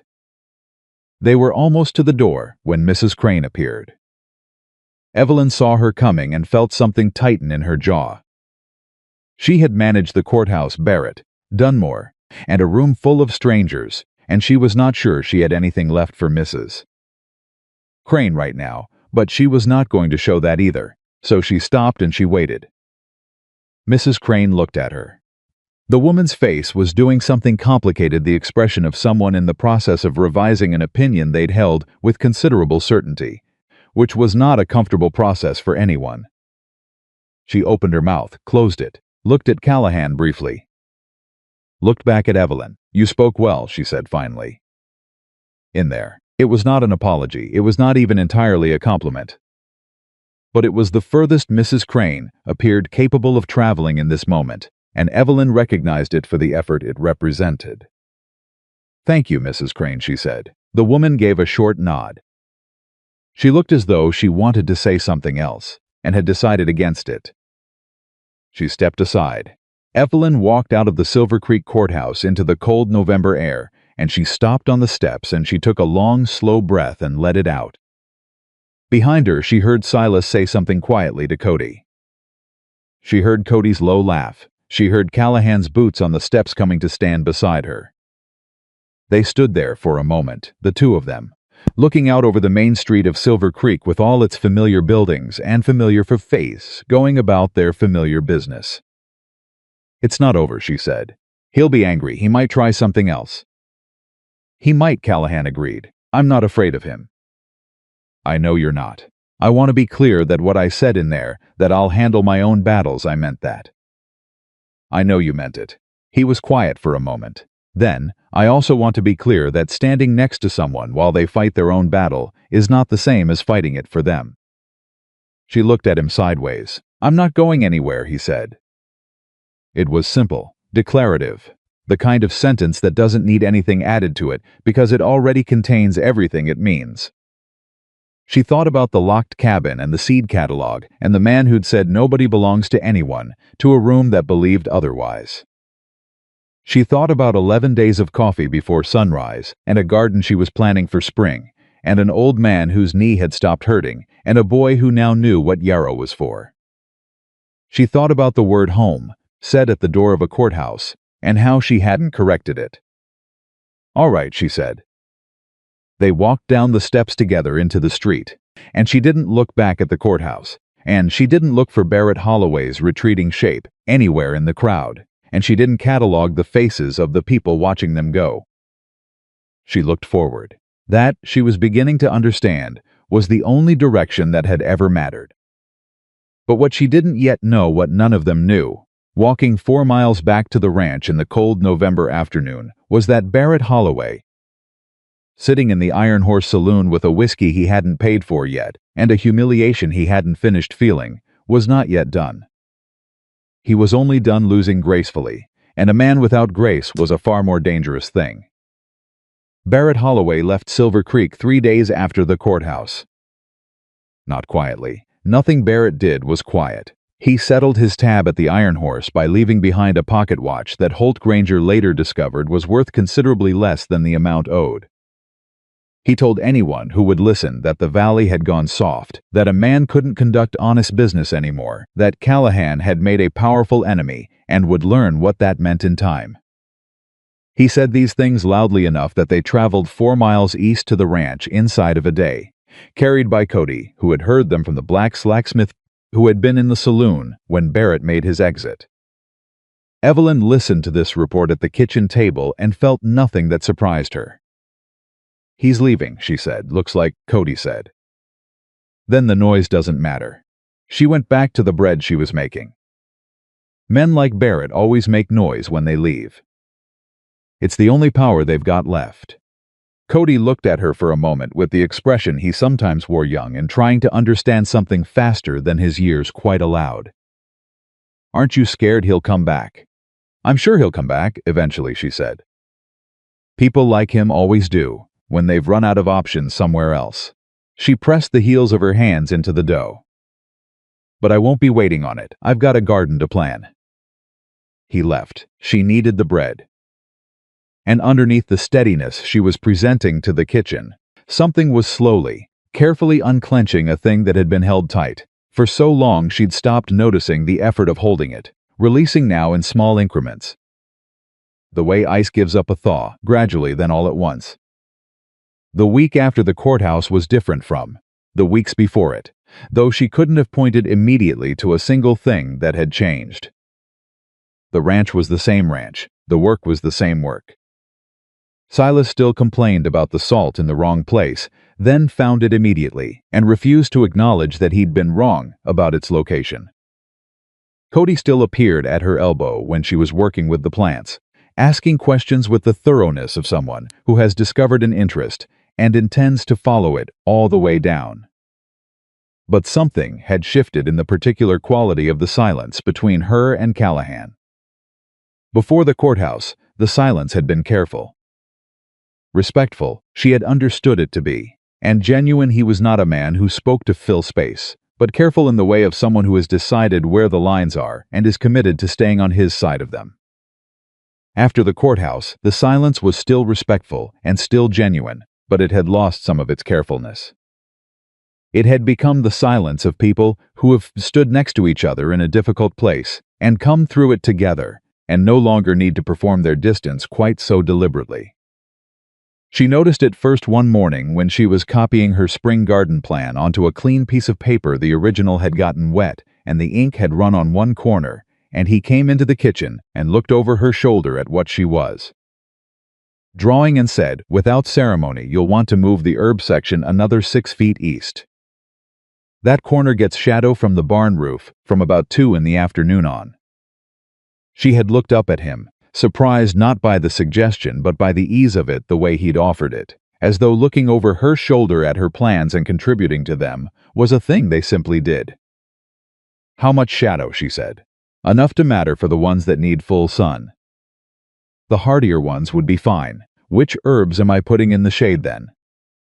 He pulled out the chair beside her and sat down, and they spent the next 20 minutes with her notes and his memory of where the light fell, at what hours on that specific piece of ground, and at the end of it the garden plan was better.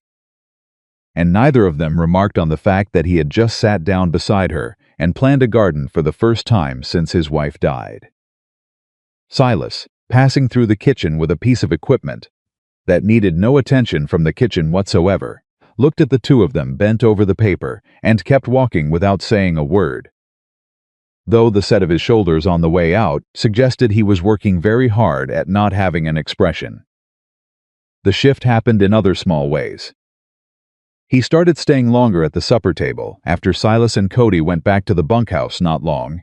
Not dramatically, just an extra cup of coffee's worth of time, maybe 10 minutes, during which they talked about practical things. What the cattle were doing, what the winter looked like based on the signs he could read in the land, whether the root cellar was stocked sufficiently. Practical things, but talked about in the particular way that conversation becomes when two people are using practical things to the larger and more complicated thing, which was the simple act of talking to each other without armor. One evening he told her about Margaret. He didn't lead into it. They were talking about the garden. She had asked about the soil on the far east side, whether it was worth amending or whether the drainage was too poor, and he said, Margaret tried roses on that side for 2 years running. They didn't take. Soil's wrong for it, and then he said she was stubborn about those roses. I think she knew by the second year they weren't going to make it, but she put him in anyway, because giving up on something she'd decided on wasn't in her nature. Evelyn looked at him carefully. He was looking at his coffee cup. She was like that about most things, he said. Once she decided something was worth doing, she did it until she knew one way or the other. Didn't matter what it cost her. How long were you married? Evelyn asked. 7 years, he said. Spring of 78. He was quiet. She was 29. Evelyn didn't say she was sorry. She had received enough empty condolence in her life to know that sorry, by itself, didn't carry such weight when what you needed was someone to sit in the same room with the fact of a thing and not flinch away from it. What was she like? Evelyn asked instead. He looked up. And the thing on his face when she asked, that the thing that moved through his expression at being given permission to talk about Margaret rather than around her, was enough to make Evelyn's chest ache in a way she didn't try to explain to herself. He talked for a long time. She listened, and when he was finished, when he had run the natural course of it, and the kitchen had gotten quiet again with the specific quiet of words that have done their work, he looked at her with an expression that was complicated in ways she didn't yet have language for. I haven't talked about her like that in a long time, he said. You should, Evelyn said. She sounds like someone worth talking about. He looked at her for a moment. You're a strange woman, Evelyn Harper, he said, and the way he said it quiet and certain, and without a trace of cruelty, made it the kindest thing anyone had said to her in years. I've been told, she said. He almost smiled. She was learning the geography of his almost smiles. There were more of them than she'd initially thought, living just below the surface of his face, requiring the right conditions to surface. Get some sleep, he said. He stood up and took his cup to the counter, and went to the back door and put on his coat. He paused with his hand on the door. Thank you, he said. For listening. Thank you for telling me, she said. He went out. She sat alone in the kitchen for a while after, with the lamp low and the fire settling, and she thought about a woman who had planted roses on unsuitable soil 2 years running because she'd decided they were worth trying. She thought about the seed catalog with its careful margin notes. She thought about what it meant to be in a house where someone had loved something before you arrived, and how that was different from the loneliness she'd expected, and how it was in fact the opposite of lonely, if you knew how to listen for it. The second week of December arrived with the first serious snow, and the snow changed the shape of everything. The ranch contracted inward, less time outside, more time in close quarters, the particular intimacy of people sharing warmth and work and meals when the world outside has made itself inhospitable. Evelyn had expected this to be difficult. In her experience, close quarters with people who had power over you produced a specific kind of tension that the cold made worse. What she discovered instead was that the Callahan Ranch in winter was a place where people knew how to be together. Silas played cards at the kitchen table in the evenings, badly and with elaborate protestations of skill, losing consistently to Cody, who had the face of someone incapable of strategy and the card sense of someone who had been paying attention for years. Callahan read he had more books than she'd expected, stacked in the front room with the studied disorder of someone who reads things and then puts them down wherever the reading ends. She borrowed one without asking and returned it without comment, and he noticed and said nothing, And the next evening there was another one on the kitchen table with no explanation, which she took and read, and found she had opinions about, that she tested on him over breakfast, and he had opinions back, and Silas watched this exchange with the expression of a man observing a chess match he has already decided the outcome of. She was happy. The realization arrived on a Tuesday afternoon without announcement, the way the most important realizations tend to, not at the dramatic moment, but at an ordinary one. She was making soup. Silas was snoring gently in the chair by the stove. Outside, she could hear Callahan and Cody in the yard, their voices coming in briefly when the wind shifted, some discussion about the fence line on the north side. The kitchen smelled of broth and wood smoke. She was happy.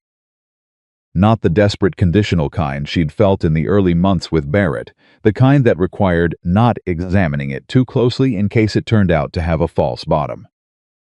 This was different. This was the solid, unspectacular kind that doesn't announce itself because it doesn't need to, the kind that lives in soup and borrowed books and a garden planned for spring. She stirred the soup and let the feeling sit without picking it apart. Then the front door opened and Callahan came in from the cold, stamping snow from his boots, and she heard him say something to Cody in the hall, and she heard Cody laugh a real laugh, unguarded, and she thought, yes. This is what it was supposed to feel like, this exact thing. The complication arrived, as complications tend to, precisely when things had gotten good enough to lose. It was Cody who brought the news, early on a Thursday morning, 2 weeks into December. He came into the kitchen before breakfast with a look on his face that she had learned to read, the look he wore when he was carrying something he didn't want to carry. "What is it?" she said immediately. "Ryder came in last night," he said. "Late. I was the one up." He looked at Callahan, who had come in behind him. "It's about Barrett." Callahan set down his coffee. "Tell me." "He's in Billings," Cody said. "He's been there 3 weeks. He's been talking to men, not lawyers this time." "Men." He paused, and the pause told her everything about what kind of men he meant. "Word is, he's been saying that Callahan stole something from him. That there's a debt that ain't been settled. And he's found people who settled debts for money." The kitchen was very quiet. Evelyn looked at the soup on the stove. She looked at her hands on the counter. She felt something cold move through her that had nothing to do with the December air. "He's hired men to come here," she said. It wasn't a question. "That's what the writer said," Cody confirmed. He looked miserable about being the one saying it. "Could be nothing. Could be talk. But the man who wrote in, he used to run with some of those outfits out of Billings. He said he recognized 2 of the names Barrett's been using. Said they're not talk." Callahan picked up his coffee again. He took a drink. He set it down. He looked at Evelyn. She was looking back at him. "This is because of me," she said. "This is because of Barrett," he said immediately. "Callahan Barrett made his choices," Callahan said. And his voice had the particular flatness of someone who has already moved past the question of blame and is focused entirely on what comes next. "He made them at that poker table, and he made them at the courthouse, and he's making them now. None of that is on you. Men could get hurt," she said. "Silas, Cody, you." The words cost her something to say. She could feel the cost of them, the specific weight of caring about people who could be damaged by association with you. She had not let herself care this much about anyone in a very long time, and this was precisely the reason why. "I could leave," she said. "If I'm not here, Barrett has no reason." Callahan's voice was not unkind, but it was absolute. "Just stop." She stopped. He looked at her with the steadiness that was simply, she now understood, who he was, the steadiness of someone who has been through enough hard things to know that panic doesn't improve any of them. "You leaving doesn't end this," he said. "Barrett's not angry about where you are. He's angry about losing. That's different. Moving you somewhere else doesn't fix his anger." "He could follow me. Or he could come here anyway," Callahan said. "Either way, the answer isn't you disappearing." Silas had come in sometime during this exchange, drawn, as he always was, by the particular silence of a conversation that required witnessing. He stood near the stove and listened, and said nothing until Callahan finished. Then he said, "I'll send word to the Aldridge boys. Tom and his brother both. They've got beef with some of the Billings outfits going back a few years. They'll want to know who's moving through the territory. Do that, Callahan said. I'll ride to Jensen's this morning, Cody said. Jensen ran the hardware store but was also, apparently, the person in Silver Creek who knew the most about who was moving between which towns, a function of his store being the first stop most travelers made. See what he's heard. They dispersed with the efficiency of people who have a working relationship with practical crisis, not theatrical about it, not pretending it away, just moving. Evelyn watched them go, and then looked at Callahan, who was still at the counter. You've done this before, she said. Handled something like this. Not exactly like this, he said. But trouble on a ranch is trouble on a ranch. You deal with it the same way you deal with anything. You don't let it make your decisions for you. I'm not letting it make my decisions, she said carefully. I'm asking you whether it changes anything. He looked at her. He seemed to understand what she was actually asking, which was the question under the question, whether she was something he would trade away for the convenience of peace. Whether Barrett's escalation would make him recalculate the math of her presence here. No, he said simply, it doesn't change anything. She breathed. But I need you to tell me something, he said. All right, do you want to be here? He asked it straight. No performance, no softening. Not whether you feel obligated to be here, not whether leaving seems like the responsible thing to do. Do you want to be here? She looked at him across the kitchen, this man, with his practical steadiness and his dead wife's seed catalog and his lock from Jensen's hardware, who had sat next to her in a courthouse and not spoken until she'd finished. Who talked about Margaret over coffee in a way that suggested he was, very slowly, learning to live in the same house as his own grief. She looked at him and thought about soup on a Tuesday afternoon and borrowed books, and the particular sound of Cody's unguarded laugh, coming in from the yard. Yes, she said. I want to be here. Something shifted in his face, the almost smile, and then past it, something more open than that. Then we deal with Barrett. He together. The next 10 days were tense, in the specific way that waiting is tense, not the dramatic tension of things happening, but the grinding tension of things about to happen, the awareness of a threat that hasn't yet taken a specific shape. Cody brought back information from Jensen's that confirmed the Billings men were real, and had been seen moving east. The Aldridge boys sent word that they'd heard the same names and were watching the main roads. Callahan quietly moved certain equipment to more accessible locations and had conversations with his nearest neighboring ranchers, the kind of conversations that didn't announce themselves as preparations, but left everyone in the relevant vicinity aware that the Callahan ranch was not a place that stood alone. Evelyn watched all of this and did not disappear into the small cabin and lock the bolt and wait for it to be over. She helped Callahan where she could. She kept the kitchen functioning as the operations center it had quietly become, men coming and going, information exchanged over coffee. Decisions made at the table where she served meals, and she stayed and listened, and occasionally said things that proved useful. She kept her fear in the same place she'd always kept it, present but not in charge. One night she couldn't sleep. She came out to the kitchen for water and found Callahan at the table, awake, a piece of paper in front of him, with notes she could see he'd been making about the property's approach roads. He looked up when she came in. Sit down, he said. I'll make coffee. It's 2 a.m, she said. I know what time it is, he said. He was already at the stove. She sat down. She looked at his notes, careful, methodical, the handwriting of someone who thinks in organized systems. You've been doing this for hours, she said. Couldn't sleep either, he said. You're worried. I'm prepared, he said. There's a difference. What's the difference? He set coffee in front of her and sat down across from her. Worry is when you let the bad thing live in your chest before it arrives, he said. Prepared is when you figure out what you can do about it, and then you do those things, and you stop carrying the rest. He looked at his notes. I've done what I can do. The rest I'll deal with when it gets here. She looked at him. You make it sound simple. Ain't simple, he said. Takes practice. He picked up his coffee. How do you do it? You're calmer than anyone I've ever seen in a situation that has legitimate reasons for panic. She thought about it. I learned a long time ago that if you show people your fear, they use it, she said. Not all people, but enough of them that it's worth learning not to show it. She paused. The fear's there. I just stopped letting it be the loudest thing.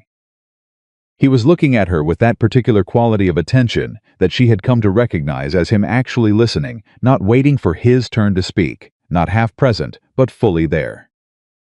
What's the loudest thing? He asked. She met his eyes.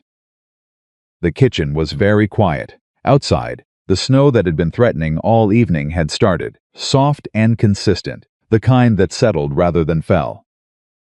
Right now, she said. Right now the loudest thing is that I'm sitting in this kitchen at 2 in the morning with a man who makes coffee when neither of us can sleep and talks to me like what I think matters. She said it plainly, without embellishment. That's louder than Barrett Holloway, by a significant amount. Callahan looked at her for a long moment. Then he set his coffee down and he reached across the table slowly, without suddenness, the way you'd move toward something you weren't sure of yet, and he put his hand over hers, where it rested on the table. He didn't say anything. She turned her hand over under his and held it. They sat like that in the kitchen at 2 in the morning, while the snow came down outside, and the fire settled in the stove, and the coffee cooled in the cups, and neither of them spoke. Because there wasn't anything that needed to be said that wasn't already being said by the simple fact of two people who had both been alone for a long time deciding, without announcement or ceremony, to stop. The Billings men arrived on a Friday. There were 3 of them, which was 2 more than Callahan had been at his most pessimistic. They came up the main road in the early afternoon, not sneaking, which was either confidence or stupidity, and she thought probably both, and Callahan was already outside when they arrived, because he had people watching the road. Evelyn came to the door of the main house. She heard one of the men say Barrett's name. She heard him describe, in terms that were not subtle, the nature of the grievance Barrett had paid them to address. She watched Callahan stand in the yard and listen to all of it without moving. Then she walked outside. Callahan turned his head when he heard the door. His expression said, very clearly, that he had a specific opinion about her coming outside, and that he knew better than to voice it. She came to stand beside him, not beside. The 3 men looked at her. She looked back at them with the expression she had developed in the courthouse, the one that communicated she was entirely aware of the situation and had decided to be present in it regardless. I'm Evelyn Harper, she said. I assume Barrett told you about me. The man in the front, large, older, with the weathered patience of someone who had been doing this kind of work for many years, looked at her. Something shifted slightly in his expression. People who came to deliver threats generally expected to find someone who wanted to avoid them. She was not avoiding anything. He mentioned a woman, the man said. I imagine he did, Evelyn said. Did he mention that he lost a courthouse proceeding trying to claim I was his property, that a territorial judge reviewed his so-called contract and found it unenforceable? That the legal record in Silver Creek shows a formal ruling against him? She watched the man's face. Because that's the situation you've ridden into. You're here on behalf of a man who already lost, in court, in front of witnesses. The man looked at Callahan. That true? Every word, Callahan said. A silence. The other 2 men exchanged a glance behind the first man's back, the kind of glance that happens when people who have been hired for a job are reconsidering the terms. Barrett said the ruling was crooked, the first man said, but the conviction had gone out of it. Barrett says a lot of things, Evelyn said. He also said a work contract he put together over a card table gave him ownership of another person.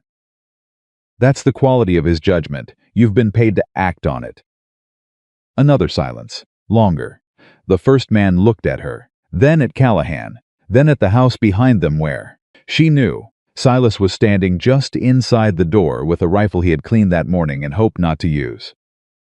He looked at the road behind him, and she suspected he was also aware, without being able to see them, of the Aldridge boys who Callahan had positioned at the property line an hour ago.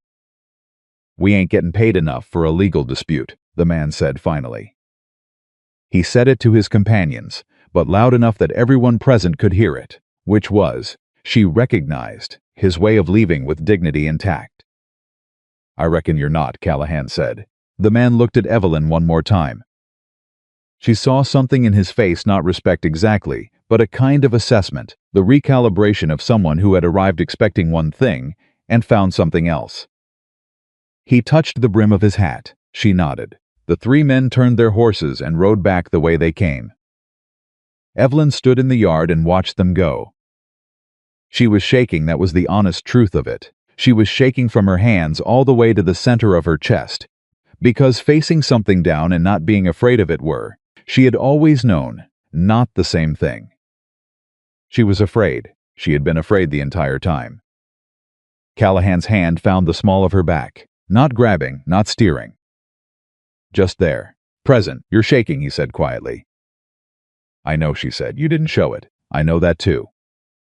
They stood there until the riders were out of sight. Then she turned around and walked back to the house, and he walked with her, and inside the door Silas had already put the rifle away and was at the stove, and Cody was at the table looking like someone who had aged 2 years in an afternoon, and the kitchen was warm.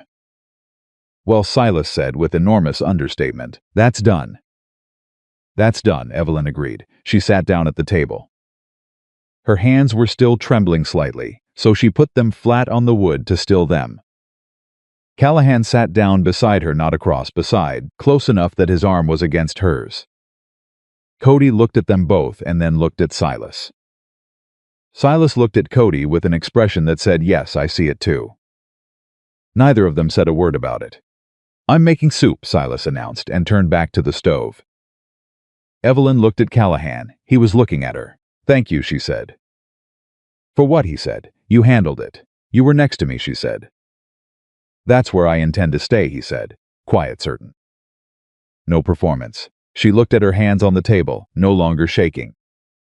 She looked at the kitchen, Silas at the stove, Cody watching them both with young eyes, trying not to look like they were watching, the snow still coming down outside.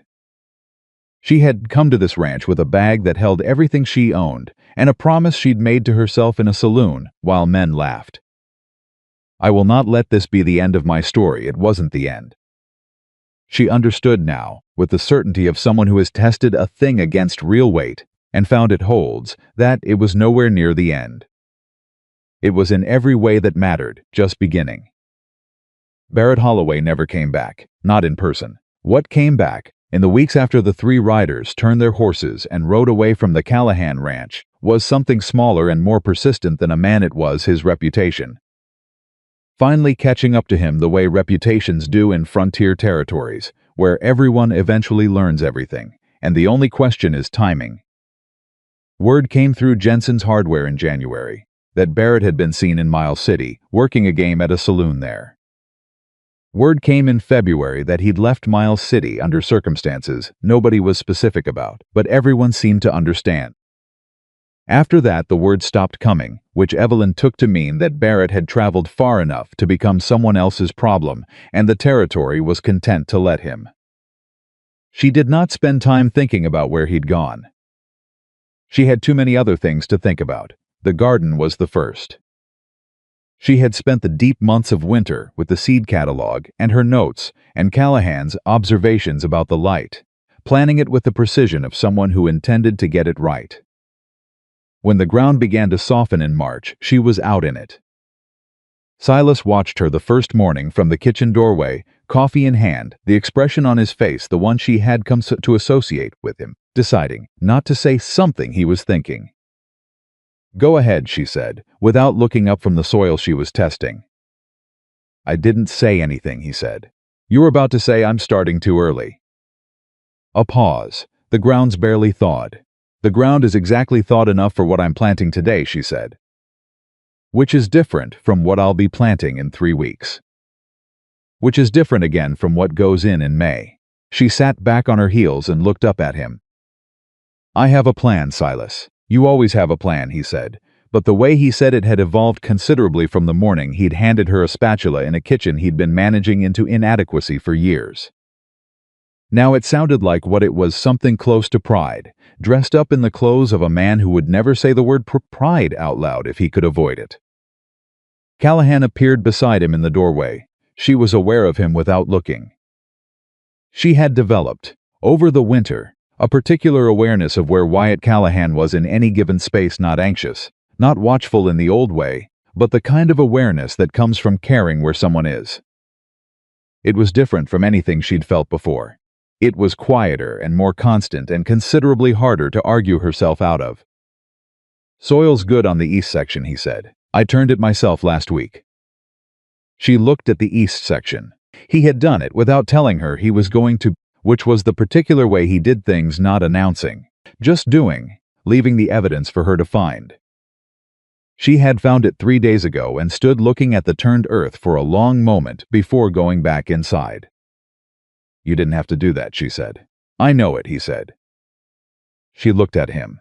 He was looking at the garden with the particular expression she'd seen on his face only a handful of times, open in a way he usually wasn't, the wall down. Just a man looking at a piece of ground that had been empty for years and was about to become something again. "Thank you," she said. He nodded once and went back inside, and she went back to the soil, and Silas finished his coffee and disappeared, and the morning continued with the ordinary grace of things growing the way they were supposed to. The garden came in that spring with the enthusiasm of ground that has been well prepared and is finally being asked to do what it's for. The cold weather greens went first, then the beans and the squash, then the herbs that she arranged in the southeast section, where the light was best and where she could access them easily from the kitchen door. She put the medicinal herbs in their own dedicated bed: yarrow, echinacea, elderflower, valerian, lavender at the edges, and she labeled each one with small stakes that she lettered herself with careful block printing.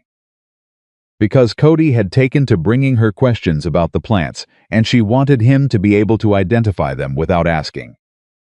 Cody had, somewhere between December and March, made a decision about his future that he hadn't announced, but that was evident in everything he did. He followed Evelyn through the herb beds, asking questions with the seriousness of someone taking notes in their head. He borrowed the book she had on medicinal plants, a worn thing she'd carried since she was 16. Given to her by the grandmother who had taught her everything in it, and returned it with a carefulness that suggested he'd treated it as the valuable object it was. He started keeping his own notes in a small journal he'd bought at Jensen's, recording what he learned. One afternoon in April, she found him trying to treat a deep cut on his hand himself, using the yarrow preparation she'd shown him, instead of coming to find her. "Let me see that," she said. He showed her, trying not to look like he was hoping for approval. She looked at his work. He'd cleaned it properly, applied the preparation correctly, bandaged it with reasonable technique. "You did this right," she said. He tried not to look pleased and failed entirely. "I figured I should be able to do it myself. Out on a ranch, you can't always wait for someone to come help." "That's exactly right," she said. She rewrapped the bandage slightly tighter. "Keep it clean for 3 days. Change the dressing tomorrow morning." "Yes, ma'am," he said, with the automatic respect he'd started giving her sometime around January, which still surprised her slightly each time. She thought about her grandmother, about a woman who had known every plant in a territory, and had spent her life passing that knowledge to anyone who would sit still long enough to receive it. Because knowledge kept to yourself died with you, and knowledge shared outlived you by generations. She looked at Cody's earnest, capable face and thought, there it goes. The spring also brought visitors. The first surprise was Mrs. Crane. She arrived one Thursday morning in April in her good coat with a jar of preserves that she set on the kitchen table with the brisk efficiency of someone completing a transaction. She sat down without being asked. She looked at Evelyn across the table with the expression of a woman who has spent several months revising a position and has arrived at the revision with some difficulty. "My niece has a fever," she said. "She's been 3 days with it. The doctor in Silver Creek is away until next week, and the fever isn't breaking the way it should." Evelyn looked at her. "How old is she?" 7. "What does the fever feel like, hot and dry or hot and damp?" Mrs. Crane blinked at the precision of the question. "Hot and dry. She's not sweating. How is she eating?" "Barely. Small amounts of broth. Is she drinking?" "We've been making her drink water. She fights it. Evelyn was already at the shelf where she kept her preparations. She selected 3 things, explained to Mrs. Crane what each was for, wrote down the preparation method and the amounts and the frequency. She added a 4th thing, a tea that would help the child sleep without fighting the fever, and wrapped everything together. Mrs. Crane received it. She looked at it in her hands. Then she looked at Evelyn. "I heard you speaking in the courthouse," she said. "I told Callahan afterward that you spoke well. I meant it." She paused. "I also want to say that some of the things I said to him before that, about your presence here being inappropriate, I was wrong." She said the last 2 words quickly, with the velocity of someone who has been working up to them for a while and wants to get through the delivery before the momentum fails. Evelyn looked at her steadily. "Your niece needs the elderflower preparation every 4 hours," she said. "Not more. If the fever goes above 104, send for me." Mrs. Crane looked at her surprised, maybe, that she hadn't made more of the apology, hadn't required anything elaborate in return for it. "Thank you," Mrs. Crane said. She picked up her preserves jar to take it back. Evelyn stopped her with a hand on the table. "Leave it," Evelyn said. "Take care of your niece." Mrs. Crane left the jar. She left the kitchen with the particular walk of a woman who has done something harder than she expected and found herself still standing at the end of it. Silas appeared in the doorway the moment she was out of earshot. "Well," he said, "the child needs the preparation," Evelyn said. "That's all that matters." "That is absolutely not all that matters," Silas said with great feeling. "The woman came to you, after everything she said." He shook his head slowly. "You know what that means, don't you?" Evelyn picked up the work she'd been doing before Mrs. Crane arrived. "It means her niece has a fever," she said. "It means," Silas said, with the deliberateness of a man making a point he intends to land, "that this valley is starting to understand what you are." The child recovered. Mrs. Crane sent a note not to Callahan, to Evelyn, addressed in her careful handwriting to Miss Harper at the Callahan Ranch, which Evelyn read and placed in the seed catalog between pages she returned to often. After that, people came. Not in a flood, this was still frontier Montana, and people didn't surrender their self-sufficiency to anyone easily but steadily, with the particular rhythm of word spreading from one person to the next when something proves useful. A rancher's wife with a persistent cough. A child from the Henderson homestead with a rash that the mother had been managing unsuccessfully for 2 weeks. Old Walt Pruitt, who was the most stubborn man in the valley, and who showed up at the kitchen door one afternoon and stood there for 30 seconds, before admitting that his back had been bad for a month, and Silas had told him she might have something for it. She did. Walt Pruitt left with a set of instructions and the expression of a man who had expected to be dismissed and was not entirely sure how to process not having been. He came back 2 weeks later with a sack of potatoes from his root cellar and said they were for the kitchen, which everyone present understood to be a thank you delivered in the only vocabulary available to a man like Walt Pruitt. Callahan watched all of this with the particular expression she had come to love: quiet pride, the kind that doesn't announce itself but is entirely visible if you know where to look. He never said "I told you so," because he was not built for that. But sometimes, when she looked at him across the kitchen, while someone was at the table asking her something, she found him already looking at her, and the thing on his face was enough. The question came on a May evening. She hadn't expected it. That was the honest truth. She had been so thoroughly occupied with everything that was building, the garden and the visitors and Cody's education and the general daily work of the ranch, that she had stopped bracing herself for things. Which meant she had also stopped preparing herself for things she wanted. They were on the porch after supper. Silas and Cody had gone to the bunkhouse.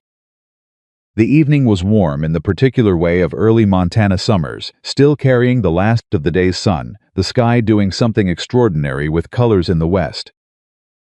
Everything smelling of the garden and the turned earth and the particular sweetness of a season that has finally committed to itself. Callahan was sitting with his coffee and she was beside him, close, the way they'd been sitting beside each other for months now, without either of them having said out loud what that proximity meant.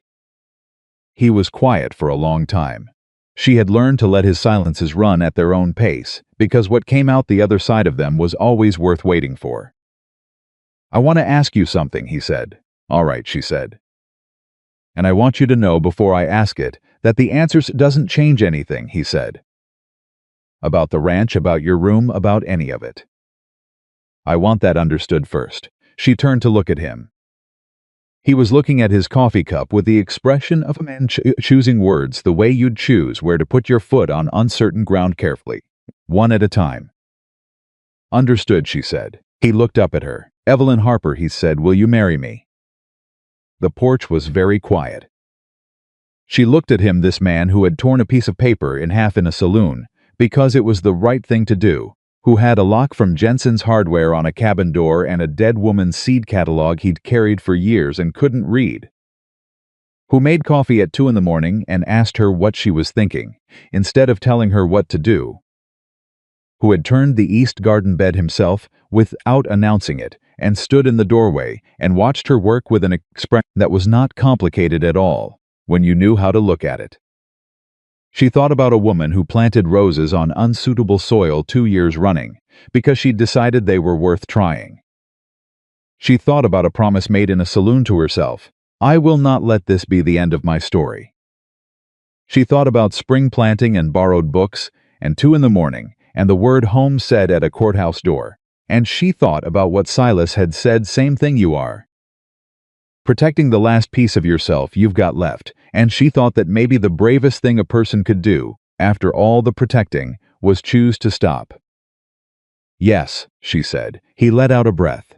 She heard it, the quiet exhale of a man who had been holding something and has released it, and she reached over and put her hand over his on the porch railing, and he turned his hand and held it.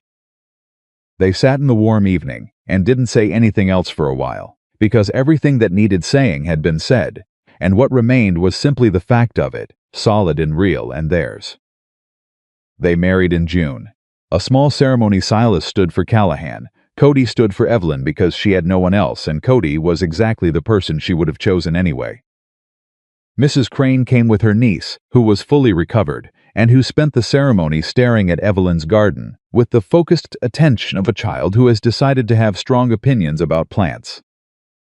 The Reverend from Silver Creek performed the ceremony on the porch of the main house, which Evelyn had chosen because the porch was where the question had been asked, and it seemed right to let the answer live in the same place.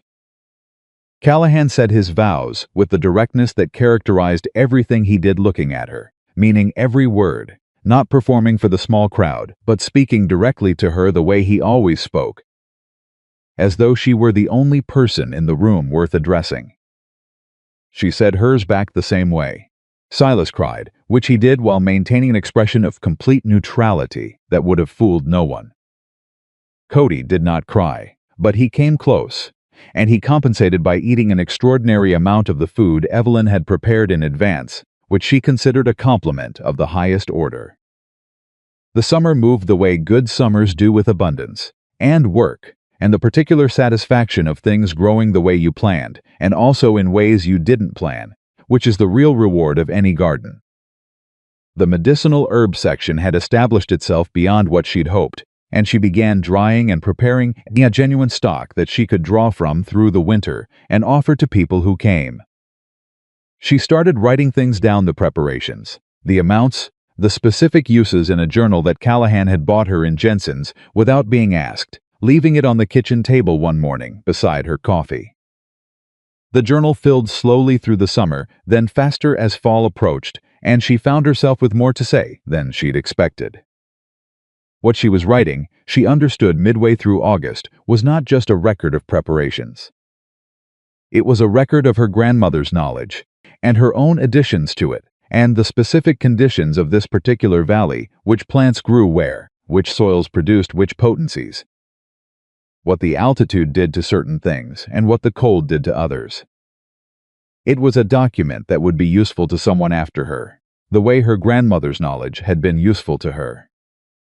She was writing it for Cody, who didn't know it yet. She planned to tell him in the fall. Barrett Holloway became a name that people in Silver Creek invoked less and less, and then rarely, and then only in the specific context of examples of what happens to men who mistake cruelty for power. Evelyn heard his name once, in September, from Walt Pruitt, who mentioned that someone had run into him in Colorado, and that he was managing a dry goods store there, which seemed to her like an entirely appropriate final chapter for a man who had always been more interested in transactions than anything else. She did not feel anything particular about this. She had stopped feeling things about Barrett a long time ago. At some point, she couldn't precisely locate sometime between the courthouse and the kitchen, at 2 in the morning, she supposed, when she had been too busy with the things that were worth feeling to maintain the things that weren't. The fall harvest was the best she could have hoped for, which was the result of the seed catalog and the margin notes, and Callahan's information about the light in the soil and the months she'd spent learning the specific personality of this specific piece of ground. She spent 3 full days in October, with Cody's help bringing everything in and processing it, and the root cellar that Silas had once called a root cellar was now something considerably more organized and complete, which Silas acknowledged by going down there and standing in the doorway for 30 seconds with his coffee and then coming back up and saying that he supposed things looked all right down there. This was from Silas, a standing ovation.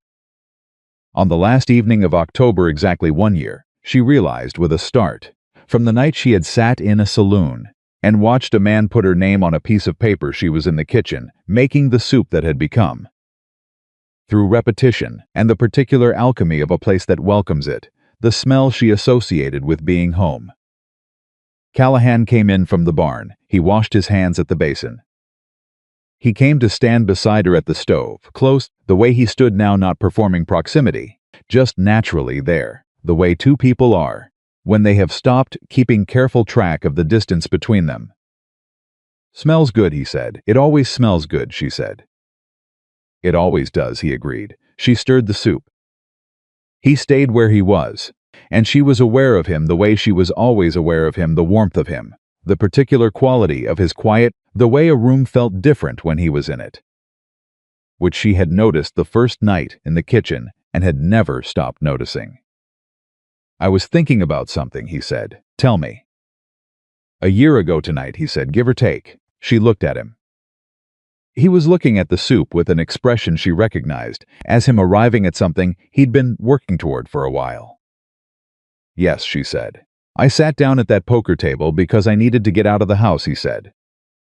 "I don't usually play. I hadn't played in months. I sat down because the alternative was another evening in a house that was too quiet." He paused. "I used to think that was just bad luck, ending up at that table on that night with that hand." "And now," she said. He looked at her. "Now I think the word for it is different," he said. She held his gaze. What word? He thought about it for a moment, with the seriousness he brought to words, the carefulness of a man who didn't use them carelessly. "I think the word is grace," he said. "The kind that shows up in the wrong place at the right time and changes everything before you know it's happening." Evelyn looked at the man she had married in June on the porch of a house that had once been too quiet. She looked at him, and she thought about a year, about a locked door and a seed catalog and a kitchen at 2 in the morning, and a question asked on a porch in May, and a journal she was filling for a boy who was learning the names of every plant on the property. She thought about the woman who had sat in a saloon corner, with her hands folded in her lap, and made herself a promise. She had kept it. She reached up and touched his face simply, without ceremony, the way she touched things that belonged to her, and she said, "So do I." Outside, the Montana night was cold and full of stars, and the garden was put to bed for winter, and in the bunkhouse Silas was probably losing at cards to Cody with elaborate dignity, and in the kitchen of the Callahan ranch, which had once been the quietest house in the valley, two people stood at the stove and let the soup come to a simmer, and the warmth moved out from the center of that room into every corner, the way warmth does when it has finally found a place it intends to stay. The woman everyone once called worthless had become the heart of the home. The lonely rancher who won her in a poker game had not won a possession, he had found a partner, a purpose, and the truest version of a life he'd almost stopped believing was still possible. and the Callahan Ranch stood in Silver Creek, Montana, solid and full and lit from within, proof against every cruel opinion this world had ever offered about what a person was worth, proof that worth was never something others could determine, never something that could be written on a contract or decided at a card table or shouted across a courthouse room. Worth was what you carried inside you through every hard year, every cold room, every door that locked you out instead of in quiet and stubborn and absolutely certain of itself, waiting for the one person who would finally know how to see it. Evelyn Harper had always been worth everything. It had simply taken a man with enough sense to say so out loud.